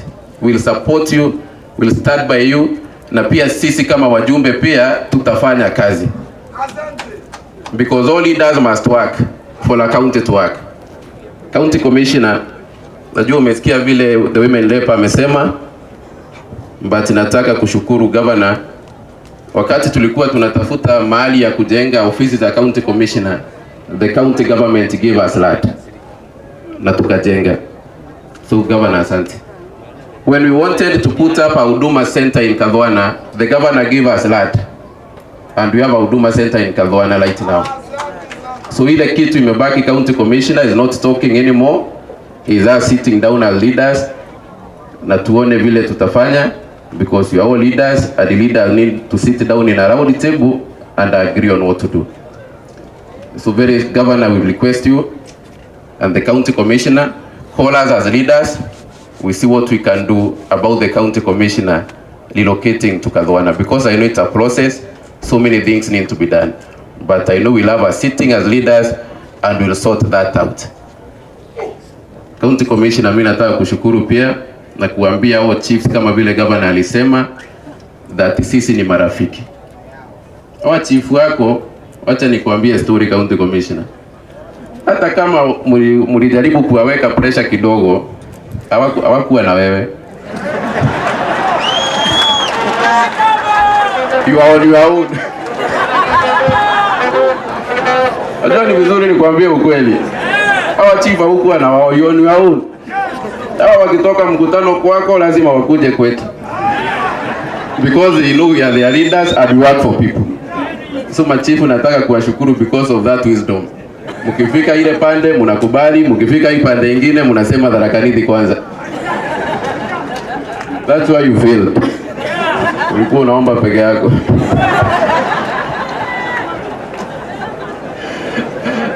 So machifu nataka kuwashukuru sana. Nataka kuwashukuru machifu because you choose what is best for this county. Na county commissioner tunakuambia asante, even for attending this function. It's a great honor. It is the first show of unity in this county that we have a county commissioner and the whole security team seated here today. It's a great honor. Na tunashukuru sana. Mimi nataka kumalizia hapo. Sema governor, kuna wakati ulikuwa unaongea ukasema members of parliament wanataka kiti ya governor, nikaona ukiniangalia. Hapana, mimi usiniangalie, kuna wengine. Unajua niliona ukiniangalia ni kama mimi nataka.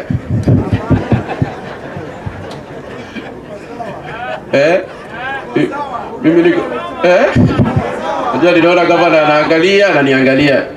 Hapana governor, mimi niko na kazi nyingi ya kufanya hapa Chuke Gamba Ng'ombe. We have started so many projects that I would wish to see them actualized. Lakini hiyo wakati ikifika, hatutaki kuongea siasa. God will show us the election. Asante sana, may God bless you all. Aya, asante sana Pato. Asante sana our MC. Our chief guest today is Excellency Muthomi Njuki, our governor of the Tharaka Nithi County, together with your lovely wife and family. His Excellency the Deputy Governor, Mheshimiwa Mwisraeli, our Lordship the Bishop of our Catholic Church, the Reverend Salesius Mugambi, together with the members of the clergy, our team from the national government, headed by our county commissioner, the members of the judiciary, headed by our Lady Justice, together with the magistrate, my colleague leaders, I can see members of parliament, our senator, our MCA, our speaker, and tubonde ba Tharaka Nithi County. Bwana Yesu asifiwe. Wacha nione mkono, nione salamu ya baya. We are trying to graduate away from the politics. Mtu au tumeite turauga atiga tuonanie salamu wa tuonesane salamu na kadhalika. But today we are gathered here today in this gracious occasion to witness the inauguration of our friend, of our brother Mheshimiwa Muthomi Njuki as the governor wetu wa Tharaka Nithi County, together with his able deputy wa Kigoso, na tukiwatakia kila laheri as His Excellency the Governor start his second term. We are here in solidarity with you, Your Excellency, together with the government which you are about to form, and we are pretty sure and confident that yours is a win-win situation. You are able to deliver during your first term, and I'm pretty sure during your second term, you'll be able to accomplish all what you have taken through. Since we are witnesses, tumejionea, I had an opportunity of working with you, I had an opportunity of being a member of parliament, where we worked closely. We worked together, ukiwa my counterpart from Chuke Gamba Ng'ombe. We had a very close working relationship. Ukiwa governor wetu wa Tharaka Nithi County, we teamed up together, and the courtesy of teamwork, vile tulishirikiana pamoja na wewe, pamoja na wale viongozi wengine wote, you have been able to accomplish a lot within Tharaka Nithi County, and no wonder the people of Tharaka Nithi County voted you with more than 70% of the vote cast in Tharaka Nithi County. That is no mean achievement, and tubetu ni baugile ni medho na tulitumia medho kuona ile kazi umefanya. As the leaders, we want to give you one assurance that we are going to team up together. Kenda turutiran tubetu ba Tharaka Nithi County wira, and like my colleagues have said, we are already at our inaugural meeting. Tumeketi chini na tumejipanga, kwa sababu sisi sio watu wa kupangwa. Kama vile watu wa Tharaka Nithi na Wakenya walikataa kupangwa, tumejipanga na tumeamua pahali tupo na pahali tunataka kupeleka Tharaka Nithi County. Bwana Yesu asifiwe. Kwa hivyo kwetu, Your Excellency, ni kukuombea pamoja na familia yako, tutakupatia support. Na katika ile kikao tulikuwa na wewe Nairobi, kama vile wenzangu walimsema, sometimes kuna kuanga na some divisions, lakini this time tuliamua, kwa sababu Mwenyezi Mungu ametuonekania, we have our people driven His Excellency the President elect William Samoei Arap Ruto, na katika hii serikali ambayo inaenda kuundwa na William Ruto, sisi watu wa Tharaka Nithi County tuko na imani 100% tutakuwa in the high table when the resources of the country are being shared. Watu wetu wa Tharaka Nithi County watakuwa pale. Kutoka hii dunia iumbwe, hatujawahi kupata nafasi ya kuwa na waziri, lakini daiji antobeto ba Tharaka Nithi County akia Mungu tukaila na foko. We are well positioned na tumejipanga, and we want to salute our outgoing senator, kwa sababu tuliketi chini na yeye na tukasema let him give the opportunity to our governor Muthomi Njuki so that he can be able to defend his seat. Na yeye tukamuinua, tukampeleka Nairobi na tukampatiana kwa rais wa tano ya Jamhuri ya Kenya ambaye anaitwa William Samoei Arap Ruto. Na tumehakikishiwa hata kama hatukupata nafasi ya naibu wa rais, tulihakikishiwa tutapata nafasi at that high table. Na tulisema it's not just a ministry, it is a productive ministry, more so ile itakuja kusaidia watu wetu wa Tharaka Nithi County. So hivyo naona Mwenyezi Mungu ametuonekania, tumejipanga, tuko na uongozi hapa mashinani Tharaka Nithi County. Tuko na Mheshimiwa Muthomi Njuki, in the high table huko juu tuko na Mheshimiwa Professor Kithure Kindiki, na tuko na wajumbe ambao tuko nao hapa, tuko na MCA wetu. Sasa ni wakati wa kushikana mkono so that we can be able to deliver to the people of Tharaka Nithi County. Mnajua tumepitia na tumeona mengi, mabarabara zetu mingi haijaweza kumalizika. There was a deliberate attempt not to pay the contractors so that hii barabara zetu zikakwama, and one of our arrangement with the incoming president ni to ensure all the contractors are paid in time. Immediately His Excellency William Ruto takes over the office, to ensure barabara zetu ambazo zote zimekwama zimeweza zikaendelea na tuanze zingine mpya.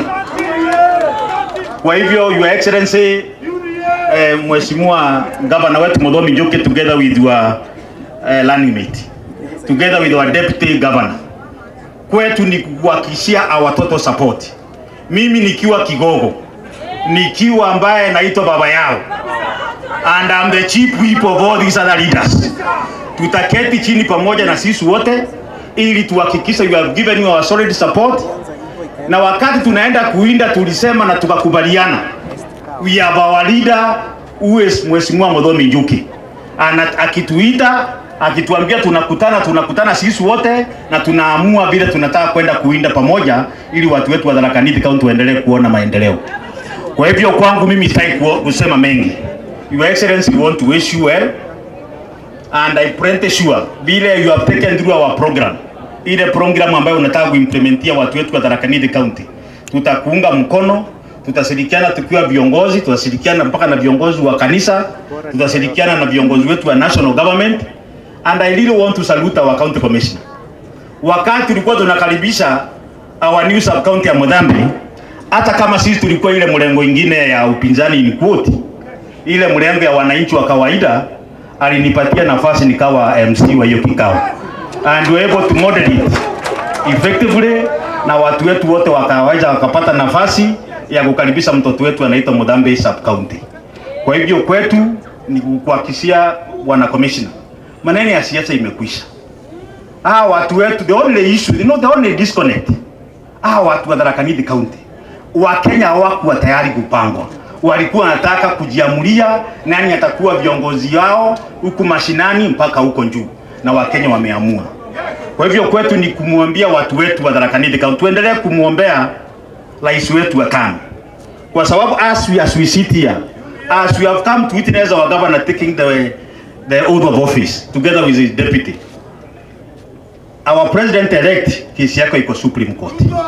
Tuendelee kumuombea na tuko na imani our Supreme Court which does all the justice, we will be able to see and witness that indeed William Ruto was duly elected as the 50th President of the Republic of Kenya. Bwana Yesu asifiwe. Tumtaendelea kuweka William Ruto kwa maombi ili tuendelee kuwa ndani ya hiyo serikali. Wacha nione kama tuko pamoja na William Ruto, tuko pamoja na William Ruto. Wacha nione kama tuko pamoja na mheshimiwa mgavana wetu Muthomi Njuki. Wetu kwangu nikimalizia ni kuambia watu wangu wa Mara, asante sana kwa sababu ya kunipatia nafasi. Hii ndiye tamu yangu ya 4. Tamu ya 4 na ya mwisho. My final term as member of parliament for Mara. God willing, pahali tunaelekea mbele, Mwenyezi Mungu ndiye anajua. Lakini we are going to work together with the other leaders, both at the county level and the national level, kuhakikisha tunapeleka maendeleo mbele. Governor, you want to wish you well, watu shikane pamoja. And I really want to beseech my people, my leaders who have been elected. Let us team together with the governor. Let us work together tukiwa viongozi. Ukiangalia the casualty levels, wale walikuwa in the outgoing assembly ya Tharaka Nithi County, ni wale waliamua hawataki kusikilizana pamoja na gavana wetu wa Tharaka Nithi County. And those were the first casualties.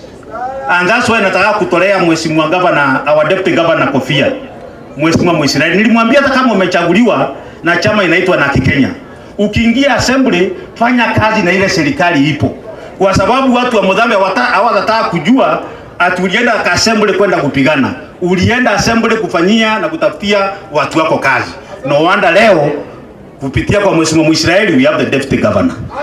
Kupitia kwa Gataya ambaye hata vile alichaguliwa na Kenya tuko na wa senator. Kupitia kwa mheshimiwa Mwindu pale we have mama county. Watu shikane pamoja, maneno ya maendeleo sio maneno ya vita, tushikane pamoja and I'm pretty sure we are going to deliver as a team. Tukiwa leo nembi. Kwa hivyo wachungaji wetu wa kikanisa tunaendelea kumwambia muendelee kutuombea for the unity of the people, of great people of Tharaka Nithi County and the country, and I'm sure you are going to perform and you are going to do marvelous. Kwa hiyo machache na mengi, and the beto of Tharaka Nithi County, once again asanteni. Thank you for giving me the opportunity to serve you as your member of parliament, and I know the sky is not even the limit. Tunaenda mbele pamoja. Asanteni sana and God bless you.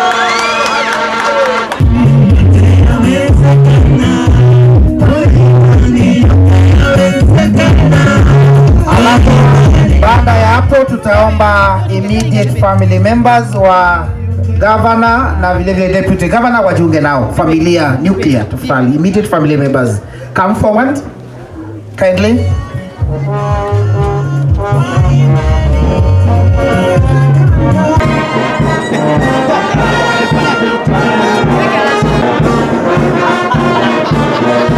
Watoto madi. Baada ya hapo nataka nialike county commissioner. Tutabalance. Sana Bishop Salesius Mogambi.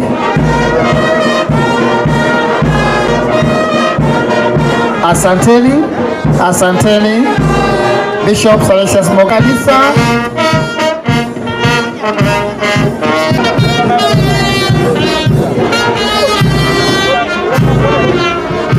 Alafu viongozi tukae laini ya nyuma, tukue wengi, tukae laini ya nyuma, wale wafupi wakae pamoja na clerk na wabunge wateule.